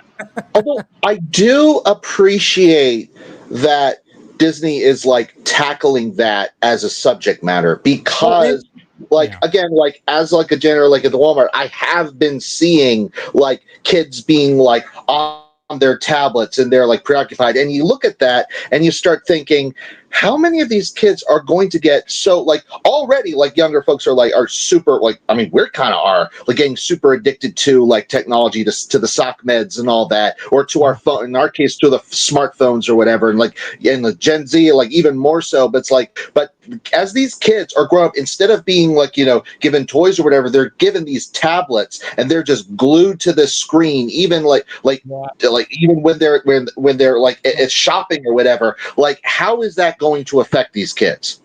But I think the aspect that we probably haven't seen because it's only been a teaser, and it just kind of occurred to me right now. There's probably going to be an AI factor in the whole Yeah. thing. I didn't think about that. I was like, oh yeah, because like the tablet goes hi, and it's Yeah. like there's going to be the AI factor that they're probably going to be hitting in this for sure. So I was like, oh yeah, I forgot about the AI factor. So that's probably what's going to be the main thing is AI. Yeah. Yeah, that's. I mean, I've said it before. I'll say it again. Like when I got my little Echo Spot dot, whatever the hell it's called. I was like, I wanted something, and it was on sale. Like it was during one of the fire sales or whatever the hell that they were having on Amazon. And I was like, you know what? I want like just an actual alarm clock, and then I wanted to, I could say, hey Alexa, and do all the things. Never had that. And when I first got it, it was just the normal Alexa voice. But they're like, hey, do you want to get to Alexa Plus with AI? Sure. And then all of a sudden it went from, hi, this is Alexa, to, hi, this is Alexa. How you doing? And I'm like, oh God. Like so creepy. Like it's like you went from robot type of voice to a real person. Like, oh my God. It's so, and even when I like, hey, can you set a reminder for this? And then I just end up saying thank you. And then he goes, you're welcome, David. Hopefully you have a good day today. And stuff like that. It's like, oh, it's so weird. It's like now we're with her with Scarlett Johansson. Oh, I know, right? Oof. I know that's the next thing. It's like we're gonna be able to change the voice of it all. But yeah, and people that's already happening. I mean, I've been hearing that stuff, or people are already like falling in love with some, Yep, they're already doing the AI girlfriend thing. Yeah, and it's just like it's like I'm not that lonely. I'm not. Yeah. Have you been seeing the ads? Like, have you ever been like going through like the YouTube shorts where it's suddenly you get this ad? It's like, "Hi, I'm your AI girlfriend," and I'm like, "I hope." Oh yeah, I've seen that. Yeah, I've seen that too. Where it's like, no, I don't. I think this is more of a sexual thing. That's yeah, and I'm like, why is that on YouTube? Why is that on YouTube? Like YouTube, I think you're failing your little thing here because you're literally have ads. Oh wow, the Bears won. Did the Bears win in overtime? Or they? Oh no, did they win? Maybe they won. Yeah, I think they did. Wow, crazy. I don't care. I want the Steelers to win or the Rams.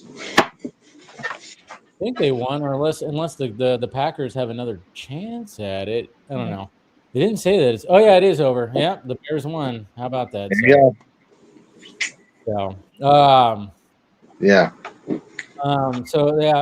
yeah, I think they're gonna have that aspect, and it's funny too because when it came to Meg, the Meg movie, Meg 2.0 or Meg, first one was killer, second one bombed, and then they were gonna have another.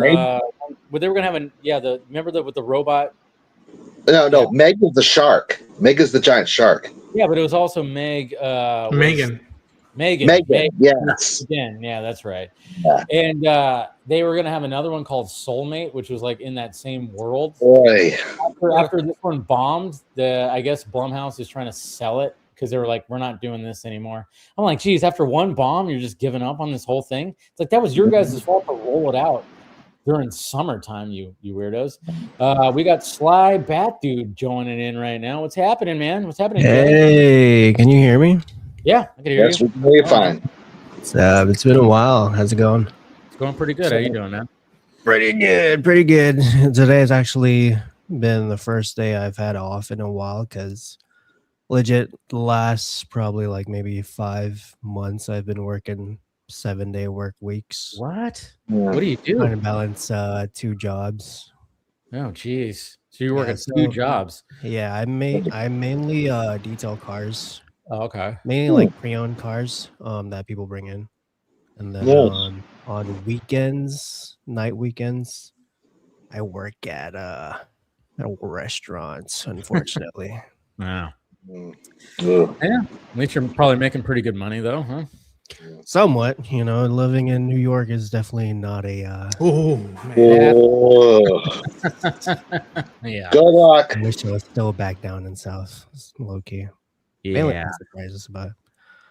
But yeah, I actually decided to join pretty much because of the fact that AI and technology was brought up, and I don't know if you remember like a while back when I first started joining the member streams, but yeah, a while back I joined the member streams off a like low Steam Deck. Let me actually show you. So this is pretty much what I joined the call off. Yeah. Okay. I had it in desktop mode, which is pretty much essentially like a mini computer, but now I built my own computer. Yeah. And I'm actually in the process of trying to build my girlfriend PC too. But with that being said, I hope the AI market crashes soon because they're pretty much the reason why RAM prices have severely increased. Really? RAM prices, you said? Yeah. Oh, wow. Interesting. Yeah, oh, yeah, because you're going to need more RAM to freaking run that shit. Yeah. Didn't think about that. Yeah, majority of the businesses that, I guess, produce RAMs are all going into, I guess, helping with AI and all that stuff. Oh, so of course. Yeah. Hopefully it crashes soon. Yeah, I know. It's 2026 is going to be. That's why, like, nowadays, like anything that shows up on the feed, it's like you have to question it. You really just have to question it. And then I know Phil, you gotta take off. Yeah, man. I know you were getting sleepy. Dude, I'm not trying to like bring this down, but yeah, I'm like, I did Christmas shopping today. I'm gonna get out of here. You guys have a good one. Take care. Take care, Phil. Rest up, man. But like when it comes to like, I mean, even when the Epstein files and all the pictures that showed up, at first when I saw that, I was like, is this real? I don't know if this is real. Is this real? Like, I have to question it now. I'm like, okay, I'm seeing Bill Clinton, a lot of Bill Clinton images, and I'm like, is this real? Like, I'm seeing Bill Clinton in a hoodie. That's very strange. Well, it all depends on what the meaning of the word is. Yeah, I know, right? No, I mean, they ended up being real, which I was like, oh, okay, this is real, which, it doesn't shock that Bill Clinton was part of that. But it was, of course, all the redacted stuff. I'm like, Jesus Christ, guys, do it right. I was kind of the redacted files. Yeah, I was kind of caught off guard whenever Chris Tucker was in it. Chris Tucker was in a lot of those images too. I'm like, geez, Rush Hour 4 will not happen now. Oh my God. Although remembering his role in The Fifth Element, I don't know if that's particularly surprising. I mean, I heard that he was. I remember hearing things that he was like a frequent, visitor to the island. But now all of a sudden we got images, and it's like, oh shit, that's not good. And I don't know. I don't know what's going to come from that. I know, I think people who represent Clinton said something, but that guy's like he's got 1 foot in the grave. I mean, he's old as hell. Yeah. Hillary sucked the life out of him. Yeah. Which by the way, I got a kick out of how one of the things that they had released earlier on was like this email where Epstein was talking about how Hillary was like having an affair with Vince Foster, who, for those of you who don't know, was one of the first suicides around the Clintons. Yeah, that whole thing. Jeez, I don't know. But the fact of the matter is like the fact that when I saw that, I immediately went, "Is this AI?" It's like, and that happened even with the Avengers trailers. Every time I was like, "Is this the real one or is this not?" And then when I saw it, when I was like, "Oh, this is the real one." I got a couple of times people sent me the actual real Steve Rogers trailer. And I went, cool. And then all of a sudden, I'm scrolling through my For You feed, and I see a clear version of it. I'm like, oh, they released it? No. Yeah. Somebody put it in AI to make a 4K version. Yeah. And I went, oh, that's shit. So even leaks can get turned into a super clear. Oh, my God. Shit. I was telling my brother that. I was like, holy crap. Yeah. Well, I mean, remember, like when I think it was the Suicide Squad trailer that was first leaked, and then they released it officially. I think so. I think they had come out like about a few hours before they dropped it on the DC fandom. I think that's when they were dropping it. Yeah. Yeah. Or what you talking about? The Air one or the James Gunn one? The Air one. The Air one. Yeah. I remember that. Yeah. Yeah. Well, by the way, speaking of not really sure what's real or what's not, and also we mentioned the ads. Have you seen these ads yet for this AI app where you're supposedly talking to a dead loved one, like a dead grandma in the dream? No, I have not seen that. Yep. Okay, I could see that. Okay, I could see that being beneficial, like especially if somebody didn't get to say a proper goodbye to somebody. Yeah, so proper Maybe goodbye. The ad has it basically. The grandma's like talking to us like because like the mother is like pregnant at first, and then she's pregnant, and then like the girl's grown up, and then it pans across the girl's like life, and then finally it's like when she's going to college, and the grandma's still talking to her. And I'm like, okay, guys. You do know this is the trailer for a horror movie, right? Yeah. Okay. I could see that being like, hey, if you want to say your goodbyes and maybe something like that. But then I'm reminded of that episode of Black Mirror that had Gleason in it. I don't know if you guys remember this episode where they basically like he died in like an accident or something, and then his wife was of course depressed and heartbroken, and they said like, hey, do you want to talk to your husband? Basically what they did was they curated all his social media posts. Mm-hmm. She got a phone call that was his voice that sounded and acted just like him. And then they asked, do you want to actually upgrade it to where they actually built a life, like a robot for her to interact with? And yeah, it was like, I was like, oh, I mean, that's the thing about Black Mirror. Black Mirror is always just like, hey, guess what? We know where this shit's headed.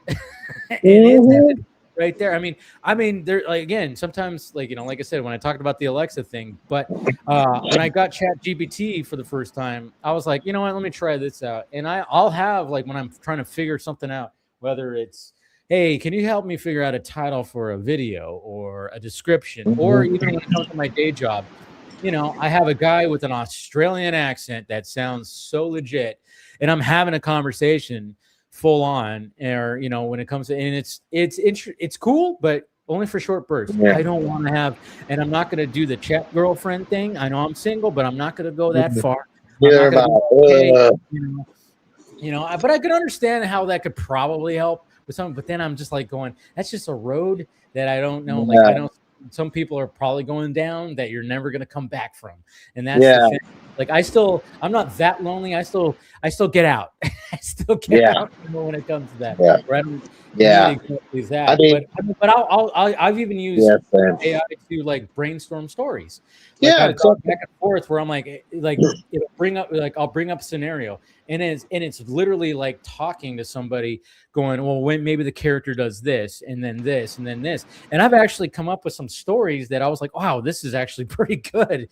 Where I might, hey, maybe I'll turn this into like a short story, and that's where I like to use AI, where it's like kind of thing, or like I'm not trying to use it as a cheat code for things, but let's face it, like when it comes to even doing YouTube stuff, like when I do like the subtitles in my videos, I'm not typing in everything I'm saying. I'm using an AI program in my editor to translate that for me. I'm not doing, and so, exactly. It's good for a tool, but if you're trying to just do a cheat code, that's where it sucks. I don't like the cheat code stuff so much, but there's sometimes where I like, hey, I want to see, I need a picture of James Gunn looking worried, and I can't find it. I can't find it online. So I'm like, hey, Grok, can you just do that? And it produces it. And I'm like, all right, I use it. I cut it out and I put it in my thumbnail. I don't generate the whole thumbnail with AI, but I just wanted James Gunn to look like he was working, Yeah. So that's what We don't need ghosts of grandma. Sorry. No. Yeah, that's I couldn't even imagine doing that. No. Talking to one of my past relatives like that would be that'd be really creepy.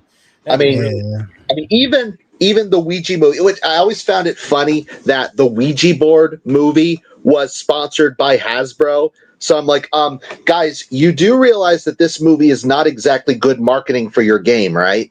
Because it's emphasizing how creepy the game really is. But it's just like, hey, we've seen enough Ouija board related movies to know how this thing ends. So no. Avoid it, kill it with fire. I don't think so.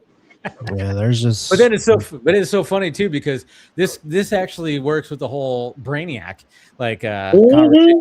casting because Brainiac, I mean, I mean, especially when it comes to like the animated, universe. I mean, essentially, it's just like it was full on AI running Krypton, which I'm kind of curious if James Gunn takes that approach when it comes to Brainiac. But I don't. Ronan, I didn't get your. What do you think about Lars being cast? So I haven't seen that dude's work. But Yeah, no, I don't think anybody really has. Yeah, I saw a clip coming out of his voice and the performance. I'm like, I could kind of see it, or at the very least, I can hear it. That voice of like calculation and like ancient. I can kind of hear that tone a bit. Yes, of course. My deep connection with the character comes from Superman TAS or Justice League Unlimited, and the books too, but mostly that. And so, I think it was inevitable. I think we all knew that eventually Brainiac was going to probably be the antagonist because you can't just always rely on Doomsday or Lex Luthor. It's just like, I mean, like kudos to Gunn for finally being the one to do it. I mean, like even the original like Superman 3, it was supposed to be a Brainiac film, but then they turned it into a Richard Pryor, and then there was some robot supercomputer that again was supposed to be Brainiac, but they changed that. And then Zach was like planning on doing it, I guess, as an aftermath to his Dark Side saga. Well, he kind of set it up. He kind of set up when you look at the World Machine in the World Machines, you do see the three it looks like the symbol of Brainiac almost a little bit. It was almost like a little Easter egg, and I don't know if it was like full on. I think they probably had discussions of it, but of course, when it came to, hey, what are we going to do with the sequel? Zach was just like, well, what about Batman? And then of course that caused boners all throughout that meeting right there because it's Batman, everybody loves Batman, and it's like, oh wait, we're gonna pit, Batman, and it was just like, oh yeah, the whole Brainiac conversation went out the window right there. No matter what they were even thinking about before, as soon as Zach suggested Batman being kind of an antagonist, they just Warner Brothers was like, fuck yeah. I mean, we know from the pre-production, conception art that the original plan was Metallo, right? Oh yeah, when it came to BVS, Metallo was going to, which is great. Could be Harry, I think, right? The guy with the they had concept the guy who was crippled. Yeah, the guy who was crippled was supposed to be John. It was going to be him. They were going to turn him into Lex basically was going to help him and turn him into Metallo. And and it was funny because, like I said, going back to the guy that I was talking to before, that was feeding me things about the Snyder Cut. We were having conversations about. I even asked him, like, what was BVS originally before Christopher came in? And he said it was less of a political thriller, more of an action, more action. And I was like, oh yeah. And then of course he talked about Metallo, and he was like, oh yeah, Metallo was heavily he was like, we thought we were, that Zach thought like, oh yeah, we were definitely going to do Metallo, but then that just got scrapped as soon as Chris Terrio came in and made it more of a political thriller. With action, they just completely scrapped the Metallo storyline. But yeah, it was supposed to be Wallace.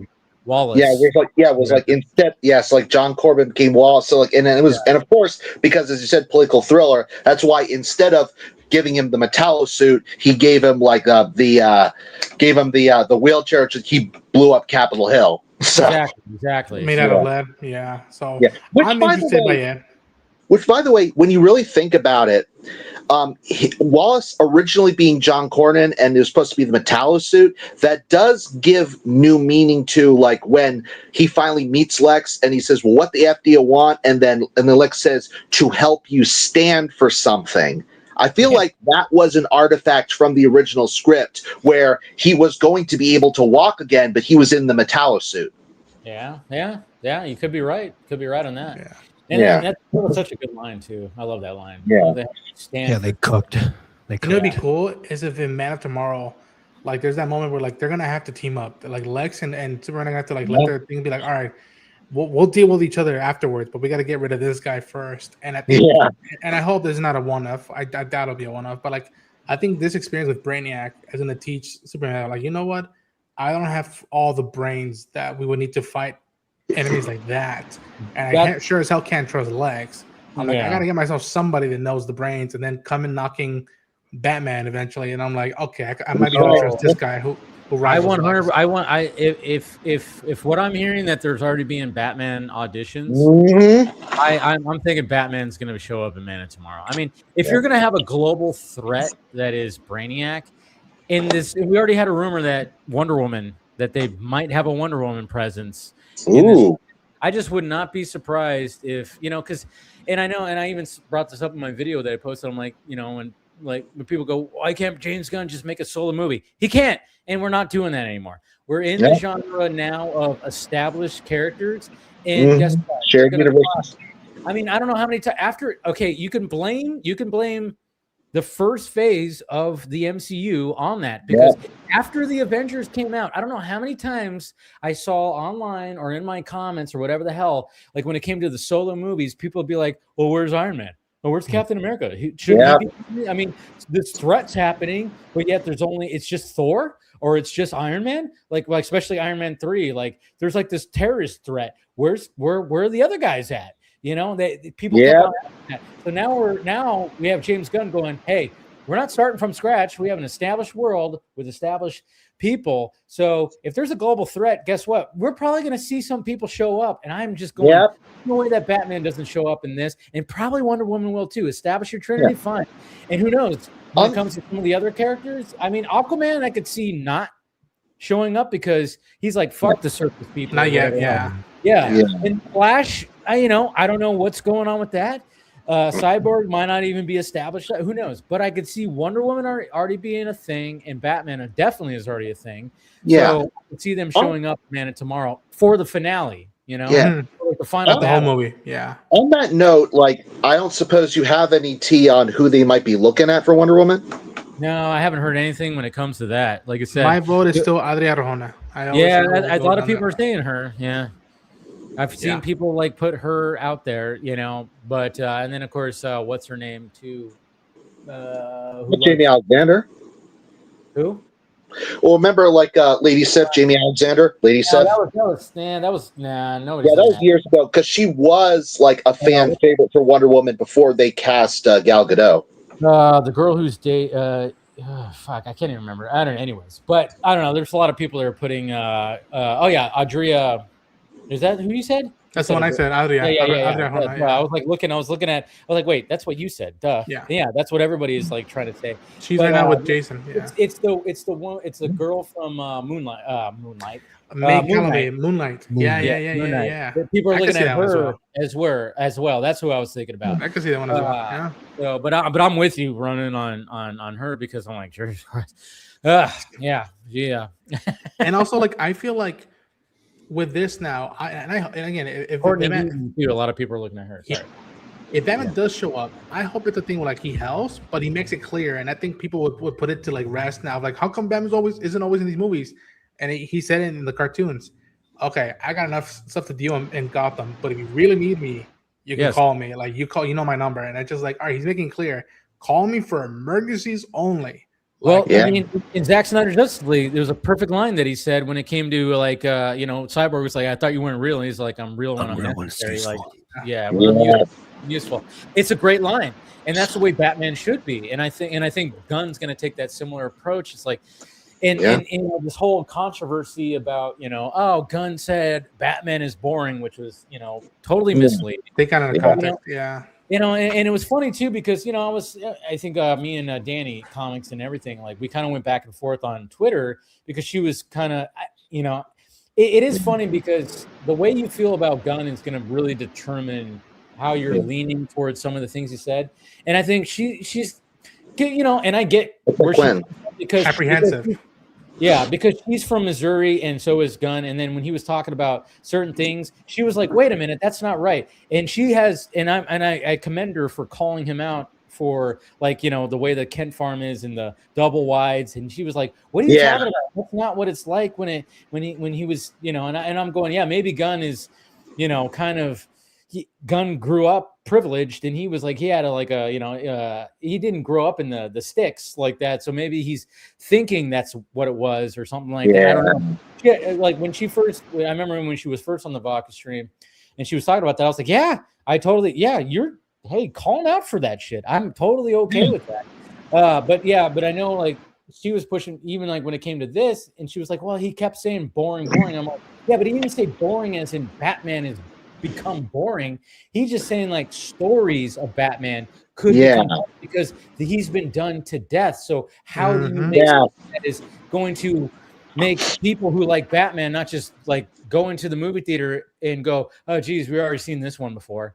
Yeah, keep them like fresh and be popping up trilogies every few years. Like that's why I've been the one. I've been pushing people to be like, listen, I love Batman. I can't wait for Matt Reeves' film or the DC's Batman, but like, I need Animal Man to get his own like movie. I need, The Question. I need fucking a Hitman. I need all these like side characters that don't get like acknowledged a lot. And then when you bring enough of those like new, not well-known characters, then you throw in Batman to be like, okay, he's a pillar.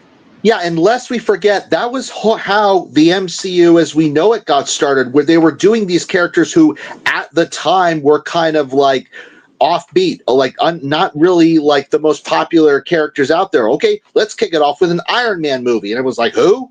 Or a Thor movie, like who?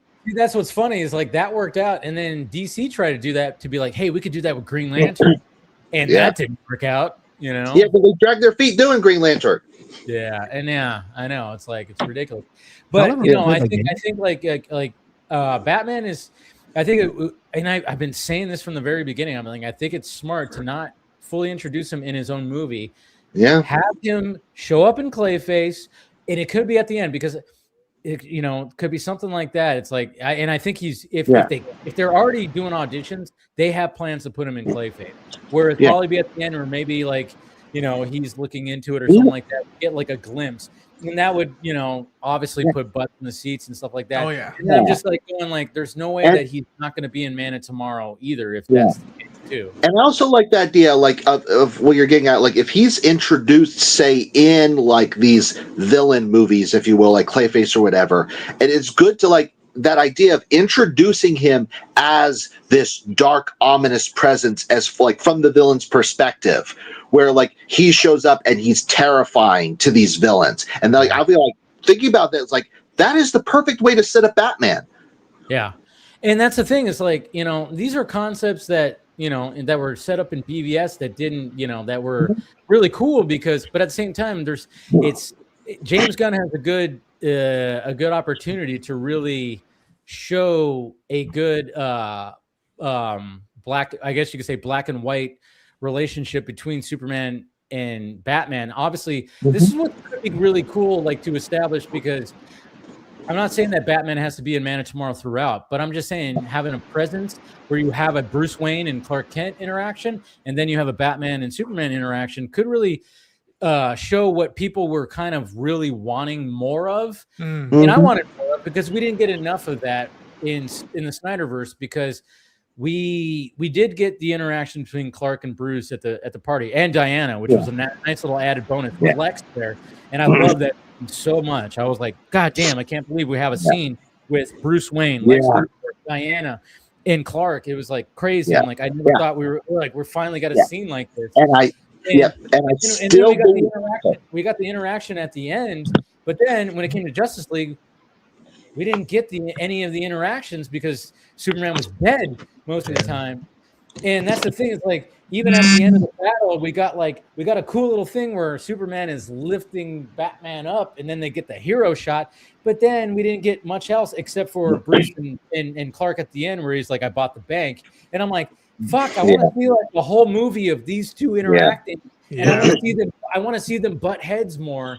So James Gunn has a good opportunity to show the world's finest and the butting of the heads and the polar opposites, Yeah, and I still firmly believe that like that scene like at the event between like where Clark and Bruce encounter each other for the first time in BVS, I still believe that sequence is Bruce putting two and two together and deducing that this reporter brat is Superman. I still think he's thinking that out. Now, he shrugs it off because he doesn't really care who Superman is, but he's just kind of amused that this brat who's like trying to guilt him about Batman is Superman. That's why I like El Hombre 1899's comment of like, I like World Fight, it's better than them fighting to the death. I'm like, yeah, the whole like fighting to the death, you save that after a few years Yeah. them knowing each other and be like, okay, I had it with you, Boy Scout. We don't. Like, Yeah, we don't need to have that again. Although- We don't need to have that again. Yeah. Yeah. Although, like, to be fair, as far as BVS is concerned, a lot of people forget that in the John Byrne Man of Steel miniseries that like relaunched Superman for a post-crisis, like did have Superman briefly, like he grabs Bruce and is like trying to like bring him over to arrest him. So there is that initial conflict. Now it's quick, it's over quickly, but there is still that idea of like them first encountering each other, and he sees him as a criminal and wants to take him down. Yeah, see, that's the thing. It fit the story of BVS. The Yeah. story, it worked for BVS because you have this older Batman that is seeing a threat that is Superman, has been keeping an eye on him, and he's like, I got to take this guy out because, you know, I love the interaction in the Batcave when it came to Bruce and Alfred. Where he said, if there's even a 1% chance, then you know, we have to do it. And so, okay, cool, we had that. We don't need that again. We can have the world's finest where they're working together, but they are butting heads. They don't like each other. Yeah. Yeah, like, they don't like "God it. damn They don't like Yeah. the way that, you know, just like how, you know, Superman didn't like how Lex did things. And that's what would be cool too, because obviously this Man of Tomorrow movie is going to be them two working together. So if you add the Bruce Wayne Batman element to it, so you have a third where like basically three people that don't like each other because Bruce doesn't like Lex. But there's also a business side when it comes to Bruce Wayne and Lex, where they, you know, there has to be a business side where they have to work with each other because they probably, you know, they're, you know, Luther Corp and Wayne Enterprises. So you have that element. I don't know. I don't think. I mean, it would be pretty crazy if James Gunn just dropped the bomb and went, oh, by the way, Batman is predominant in Man of Tomorrow. I'd be like, I think that would blow up the internet. I don't think that's going to happen, but I would. Sometimes I'm just kind of going, but I think Batman's going to have a presence. But what if he just drops the bomb and goes, well, actually, there's a lot of Batman in this too. There's Batman and Bruce Wayne. It's still mainly about these two, but Batman and Bruce Wayne are in the background and throughout the whole movie, through this whole thing. And watching, dude, that would blow my mind. And then he goes, yeah, and Wonder Woman, she's also gonna help in this movie too. He could do something where it's like, yeah, this is kind of a Trinity movie with Lex Luthor. I wouldn't hate it. I would not hate it. I would not hate it because I'm like going, James Gunn doesn't do solo superhero movies. Get that out of your brain. He does team up movies. Okay? Yeah, I mean, like Lex has helped out the Justice League before. I mean, that's the spoiler alert for a show that's been around for like 20 years. It's the grand finale of Justice League Unlimited. Yeah, with the antimatter thing. Yeah, it'd be cool if like the whole time, like Dave was saying, like that Bruce Wayne is just watching him, and then in the daytime, and then at nighttime. Again, I even said it if you use it with Matt Reeves, if just a POV of like Superman walking or flying from afar, and you just see someone, looks like someone's watching him, and it's the whole time of like Batman be like, no, when he needs me, I'll help out, but like he doesn't need me, he's powerful, so like I'm just watching to see like can I put up with him? Is he trustworthy, or like I know Lex isn't trustworthy, and it's just like okay, and I would like that like.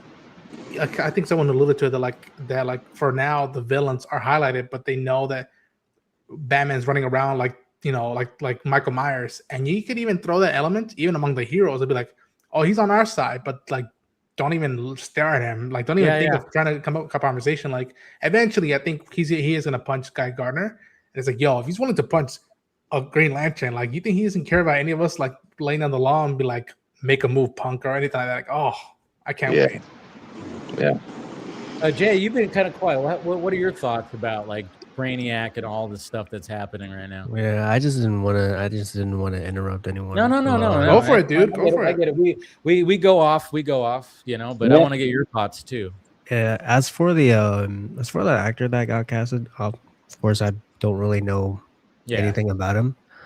His face also does seem familiar, as you said earlier. Yeah, he does. I know I've seen him in something else. Like there's something like I'm like I know that I've seen him in something.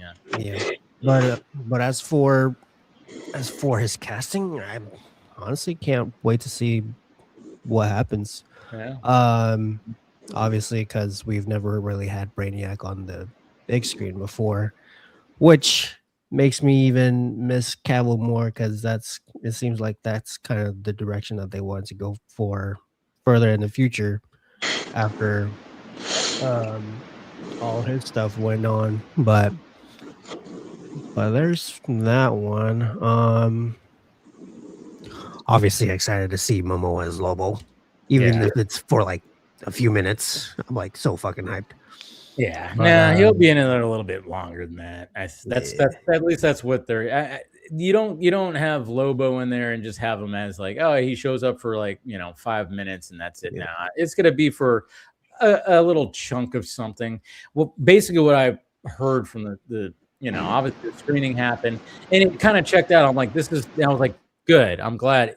He's basically how long Spider-Man was in Civil War is kind of like where how much Lobo is in Supergirl. I can see that. I'm like, that makes sense. That makes sense. So that's what was being reported. It was like, oh yeah, Lobo is like, in it for like, think about that Super Spider-Man in Civil War, like that kind of level of like runtime in there. And I'm like, yeah, okay, cool. That I'm like, I was hoping it would just be like, yeah, not just one little, shot or 5 minutes or whatever. No, a couple of scenes and then he's out. I'm like, that makes sense. Yeah. And as for any, I guess, future team up projects, whenever they do a Justice League, would you guys still want Cyborg to be on the main team, or would you want him back in the Teen Titans? Teen Titans for me. I think John Teen Stewart. Titans the way to go. Yeah. I mean, I'm either way, but if they're going to make apparently the Teen Titans movie is still like on the table kind of thing. So if that's the case, put him in there, start him in there. Maybe, he's very much he is a predominant character. People know that. And I would say, yeah, put him on there. We already have Hal and John.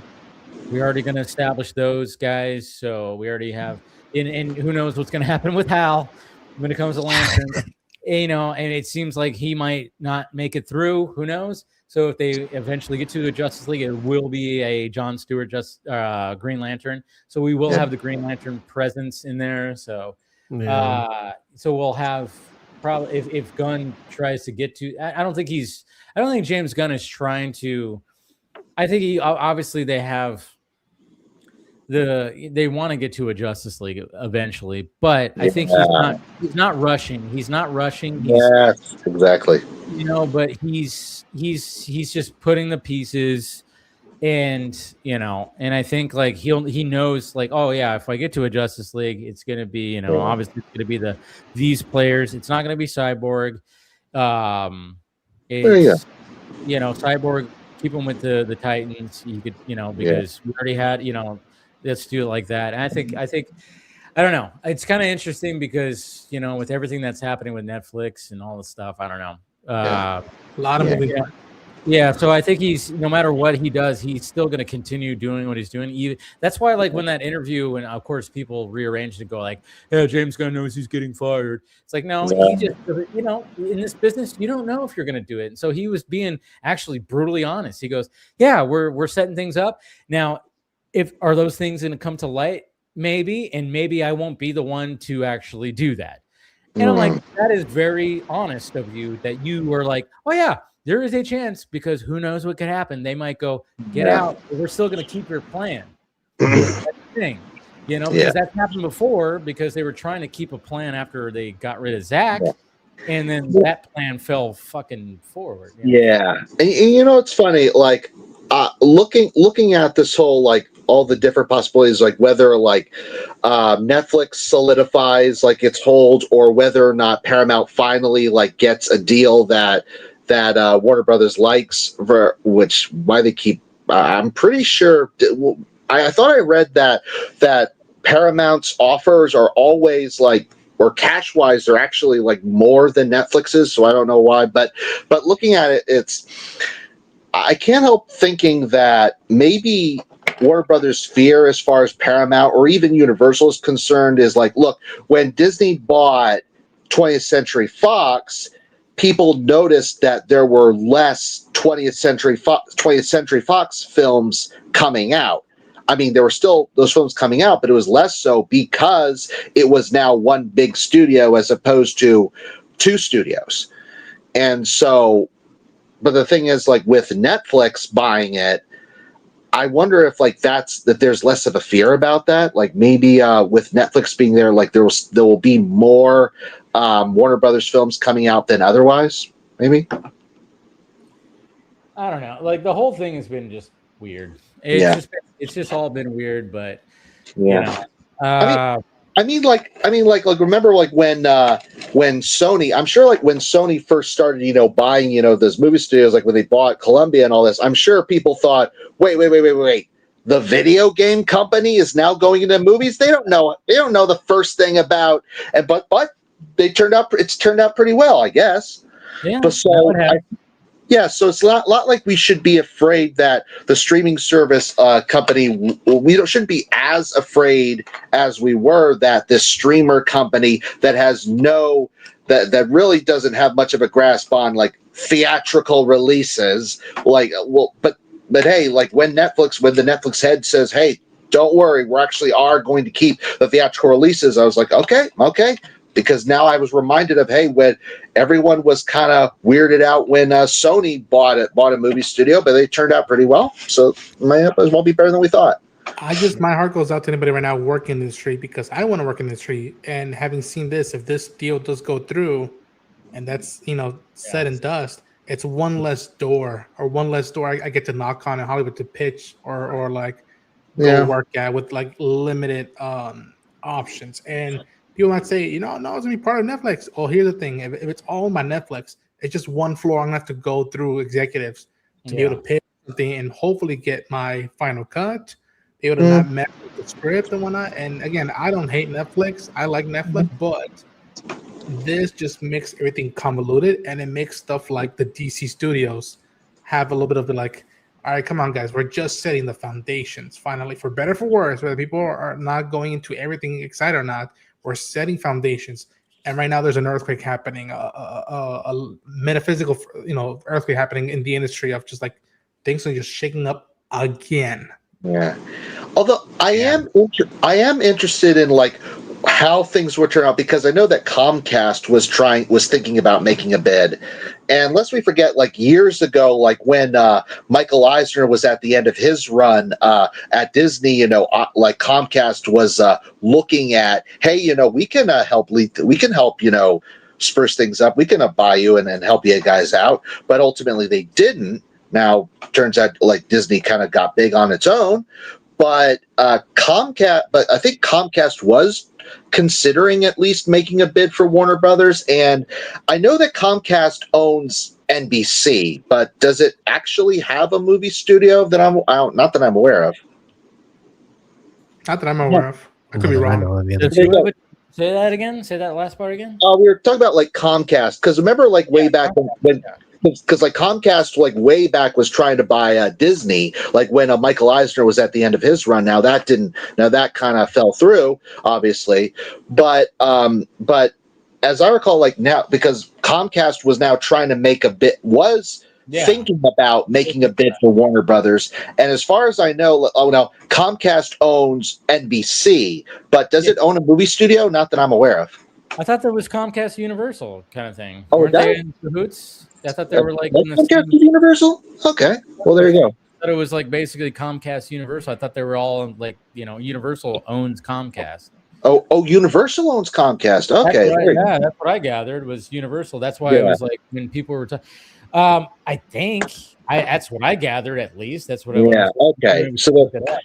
So that kind of felt good, because I thought that, like, as far as I knew, like Comcast, I know Comcast had NBC, but I didn't know if it was like linked to a studio, because if it wasn't, then if it took, so it does, the guy says it does own Universal. Okay, because if it didn't, then if it takes Warner Brothers, then there's no problem, no real problems here. It's just a company in this percent of that. NBC Universal. That's what it is.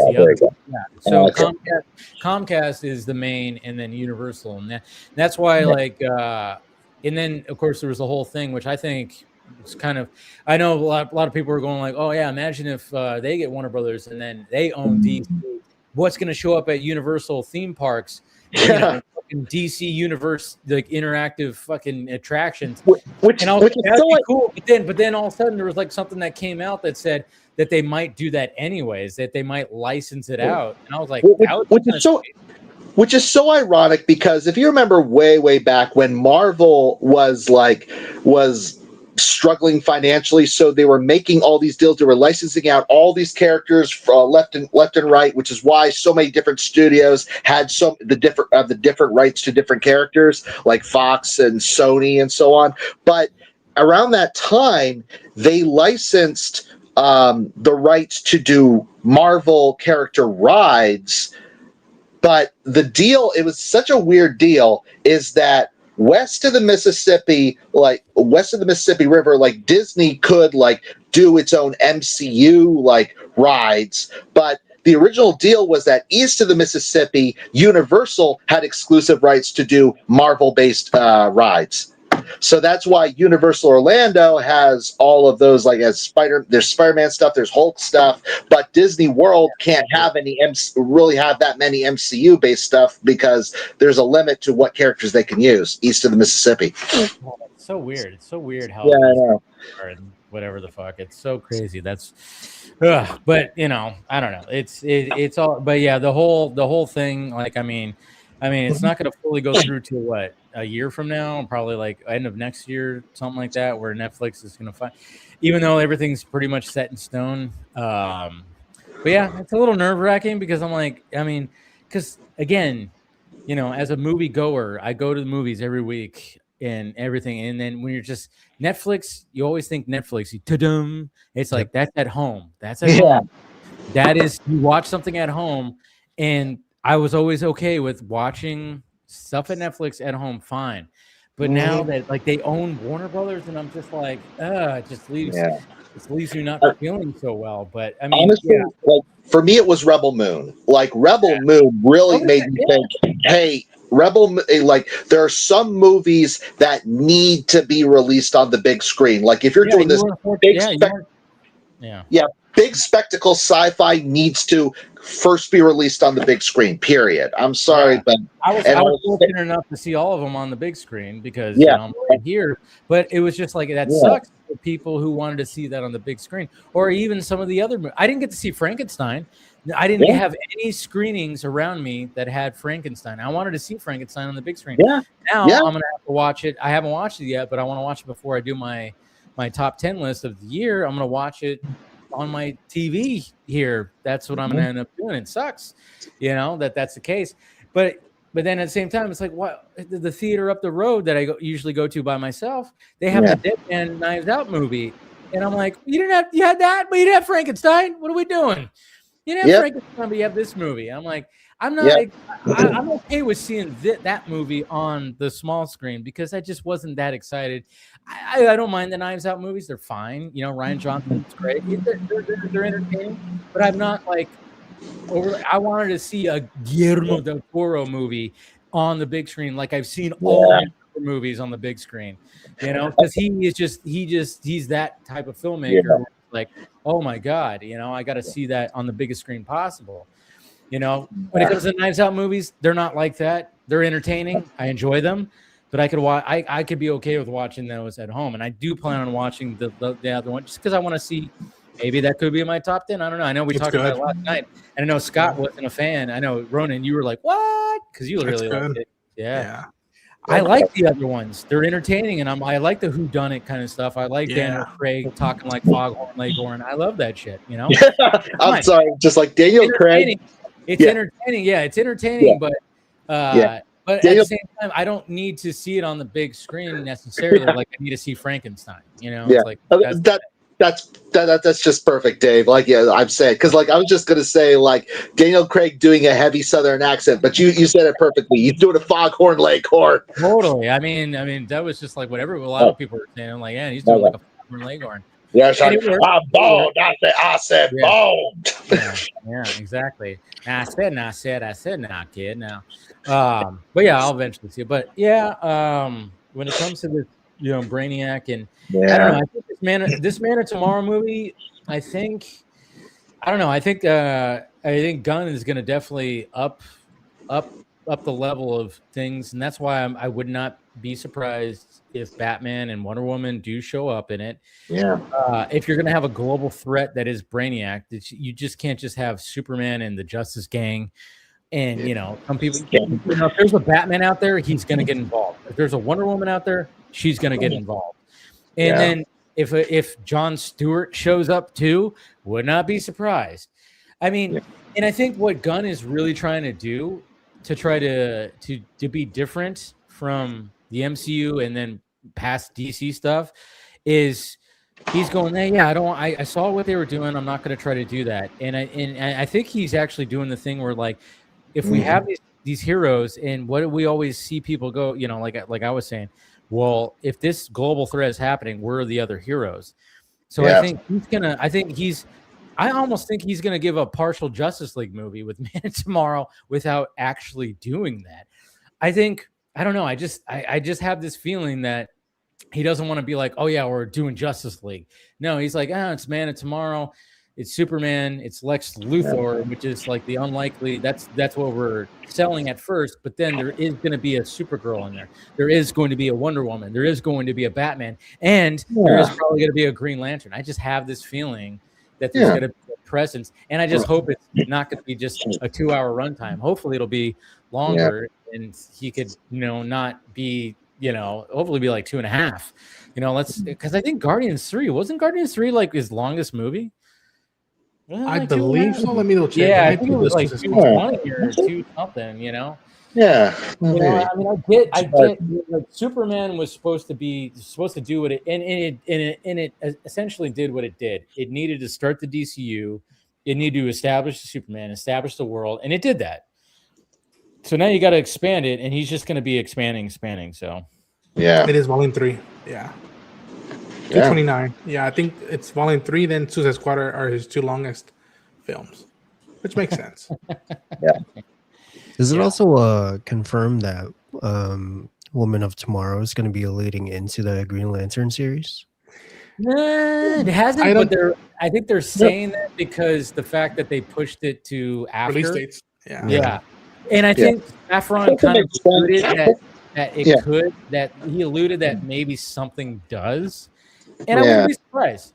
I wouldn't be surprised if there's something that does kind of that is going to be represented in Lanterns. I would not be surprised. I don't want to hint, but like keep it like single, like out, because that like again we have to go back to that thing they sold us. Each story is on its own. No homework. Yeah, and they've done a good job with that so far, where it's like you don't need to watch the previous thing. I mean, obviously, when it comes to Man of Tomorrow, you're gonna want to watch it, right? Because it's literally a Superman sequel. But I think like Gunn is, you know, and that's the difficult part is like try to do something subtle where you can just be like, where nobody has to actually, if they didn't want to watch the Lantern series, they don't have to watch the Lantern series to know about this one certain thing. And I think that'll be okay, and I think that'll be fine. And if you know, I think. Plus, we're done, but it's a difficult thing. I'm not gonna lie. Plus, it makes sense that that Woman of Tomorrow would have the Green Lanterns present in some way because she's in space and they're the space cops, right? Yeah, they are the space cops. Yeah, and you know, and like I said, it's gonna be and if something happens to Hal, people are gonna be probably pissed. There's already people mad enough that he's older, and I'm like, wasn't that the Snyder plan? Jay's like, I wasn't mad about it, but I was just kind of. You're like, I wish he wasn't, right? Yeah, I kind of would have wanted to see him in his prime. Well, wasn't that the plan? Like even in the old the DCEU, that he was like an older veteran mentoring a younger Jon Stewart. I mean, this is an old idea. Why is everybody freaking out about it? Yeah, I think they just want to see Hal in his prime. That's like what he said, what Jay was saying. It's like they want to see more Hal in his prime. You know, I think eventually we'll probably get there. You know, or whatever the fuck. But I mean. The sad fact of the matter is when you're trying to build a cinematic universe, it's very, you know, you're trying to put the pieces together. It's difficult, you know. It's difficult to like, and sadly, but But again, you get somebody like Kyle Chandler. I'm like, oh man, I love that casting because Not Kyle bad pick. Chandler is a great cast. I mean, he's a great actor. Anything he's in, I'd like him in. He's Especially with that footage that we saw, we both were like, "Yo, that is how out the wazoo." Oh yeah, like, dude. I love that when he was just like when he's driving the car and he just puts a ring on there and he goes, "Yeah, you think you're top shit? You can be the head of the class," and then he just fucking does a barrel roll down the fucking figure it car. out. Yeah. Oh, I mean, like you figured this shit out. I'm like, I cannot wait to see how that scene ends. Yeah. How is that scene gonna end right there? That's what's gonna be fun to see. Yeah. You know. Yeah. As far as introducing the characters as older, I mean, we're literally introducing Bruce Wayne and being old enough to already have Damian Wayne as a son. Well, See, that's the thing that, like, too, I don't know if it's going to change or not. At least that's the thing what you were going to say. How, Dave? No, that, like, yeah. we might change that. I hope not, because going back to the whole controversy of James Gunn thinks Batman is boring, and in the context, he was just saying like, there's so many stories. Yeah, he was hyperbolic when he said every story has been done. It's like, no, there's, I think he was just being. And then he goes, that could end up being boring for the audience. And I'm just like going, but that's what was the super smart about announcing that the Damian Wayne aspect, because we haven't seen that in live action. We haven't seen that. I was like, that's smart, because people are going to be like, the general audience who doesn't know the story are going to be like, wait a minute, what? What? Batman has a kid and he makes the kid Robin? What? Yeah. And then that could put butts in the seats. So I know I'm worried that they get rid of that, because that would totally, you have the unique, fresh idea for Batman right there. If you get rid of that, I don't know what you got. Yeah. But who knows? Maybe they got something else. I don't know. But I hope they don't get rid of that Damian Wayne aspect. That's a fresh idea. Yeah, because what you're saying, like, I love, because honestly, looking at James Gunn's point for what it is, like, I'm like, James, you are singing my song, because all this time I do not want to get sick and tired of them just doing Batman over and over and over and over and over. But I tell you, I've talked with people who say they just want to see Batman because I like Batman. Warner Brothers has always been proven, has done Batman well. I just want to see Batman. I don't care about these other people. And I'm like, dude, I don't want to get sick and tired of Batman, please. That's why, again, you have to, like, for gen audiences who are just like all about Batman, it's just no. DC Studios is after Detective Comics, but it's not just Batman. There's more to it. And when you make people like other characters in other worlds, then when you hint at potential of going back to Gotham, it enriches, like, oh, we're going back to the Batman and Gotham. It's not, trilogy number 3 in the same century, like after the first decades. It's like, no. There's space for everybody. Like, there's pillars of the universe, but unless you want this universe to be that close and that small, you gotta push on through to what people are saying about Batman. No. Let them explore more characters, and then they'll appreciate everything inside it, including Batman. Yeah, I think that Damian Wayne, again, this is, and this is, and I get it that Gunn, like, sometimes when he's explaining things, like, it comes off in a different way, and it's so funny because and I said this at the beginning. I was like, how you feel about him is going to determine how you take what he says. Much like Quentin. Yeah, same thing. Yeah, I mean, that's the thing. It's like, how you feel about the person is how you're gonna, like, take it. That's why, like, there's different reactions when it comes to when it came to this whole thing.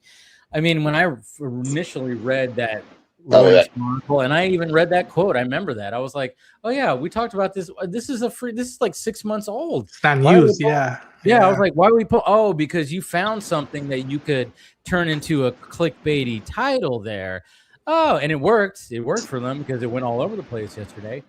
But at the same time, it's like, if he actually thought Batman was boring, why would he put him in Creature Commandos? Exactly. Again, no lines, but like a presence, and it's like, that's good enough for me.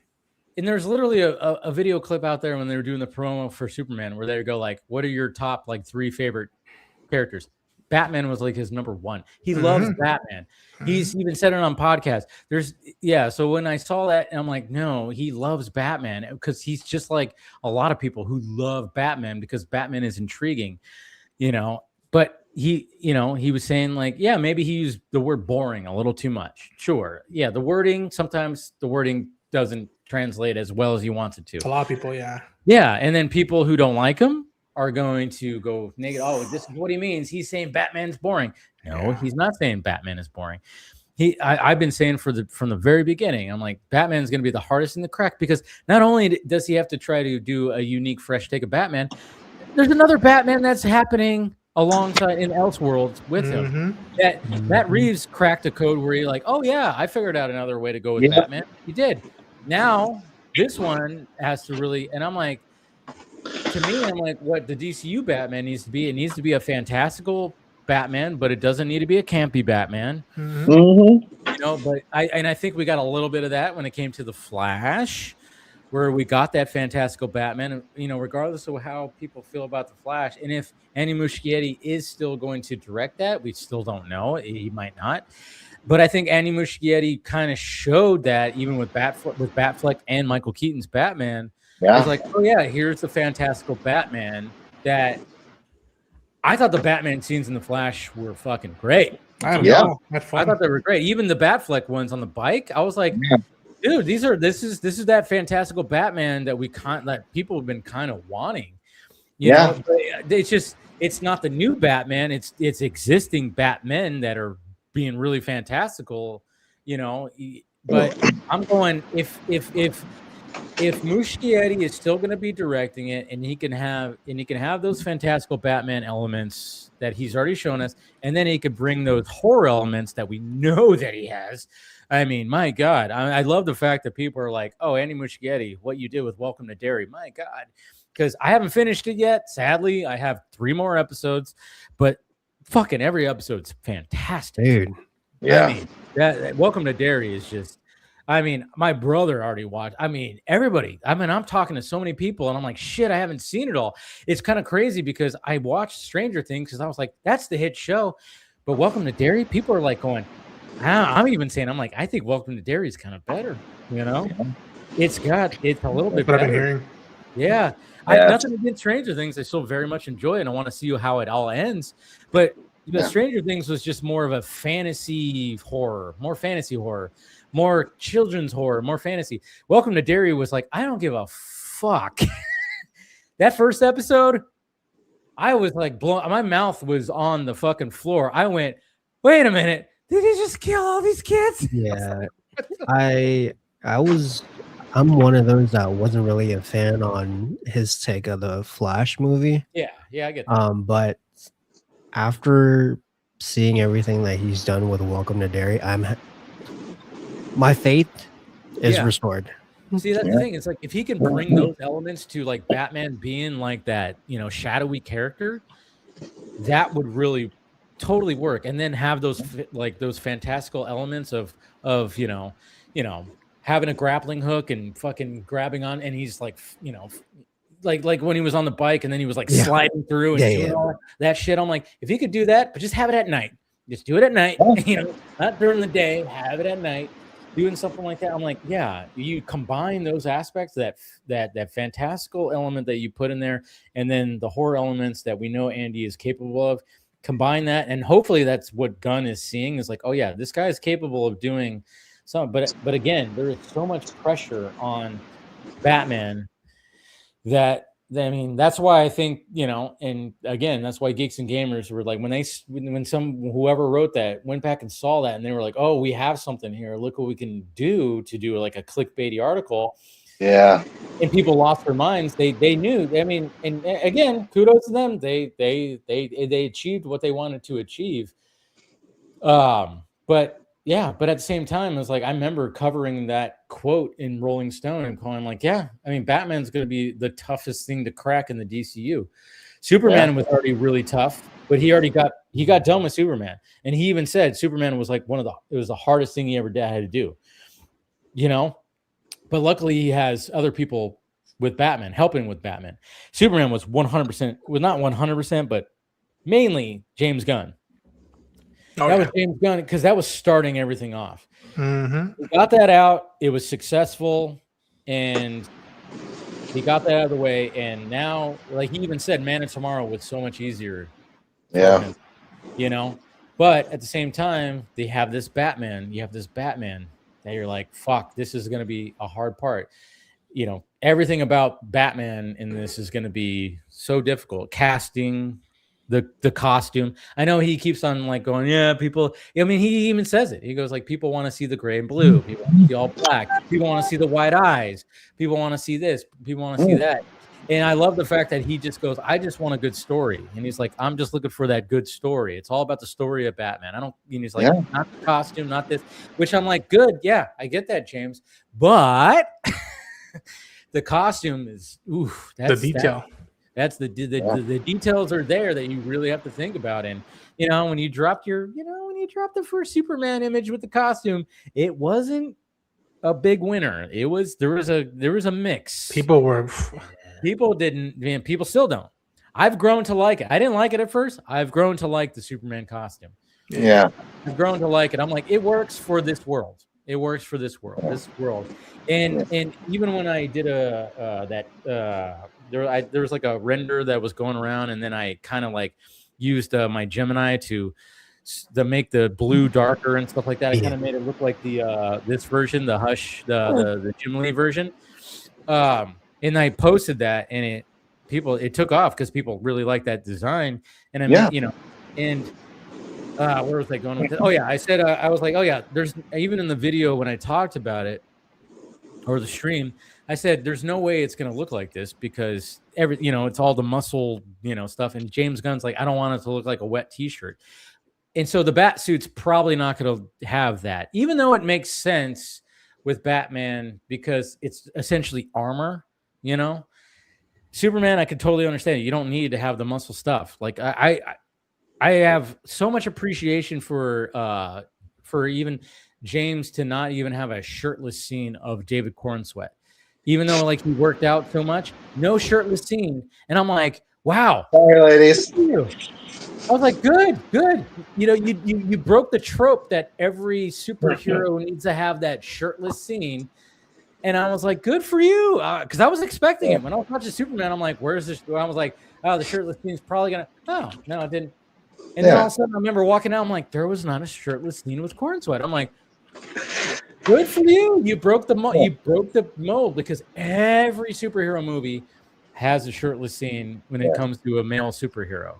Yeah, I imagine the ladies in the audience noticed that more than any of us. So probably, the ladies and the. But yeah, even I did. There was an earthquake in fucking California. I thought I felt something. Man, it's California. Where was it at? Was it close? Maybe not. I don't know. I thought there was something. That's crazy. Maybe not. That's weird. That's weird. Or maybe I just sensed it. That's very strange. I don't know. I mean, I'm like a dog because dogs sense earthquakes. But anyways, we'll go ahead and wrap this stream up. Because I think like the Brainiac stuff's going to be interesting. Everything's going to be interesting moving forward. I think now that Gunn got now that the DCU has been established the first year, and then we got this next year coming, and there's Supergirl hype. Yeah, maybe I'm hyped. There's definitely hype. I got to see it in big IMAX. I got to see it before Avatar, so I was like, "Oh, cool!" I got to see it in like full on IMAX, and I was like, "Yeah, it looks." I was watching it too, and I was like, "Oh man, there's so much more we're not seeing." That was the big takeaway when I was watching it. I was going, "There is so much more that we're probably not seeing." There's going to be some really good visuals in here.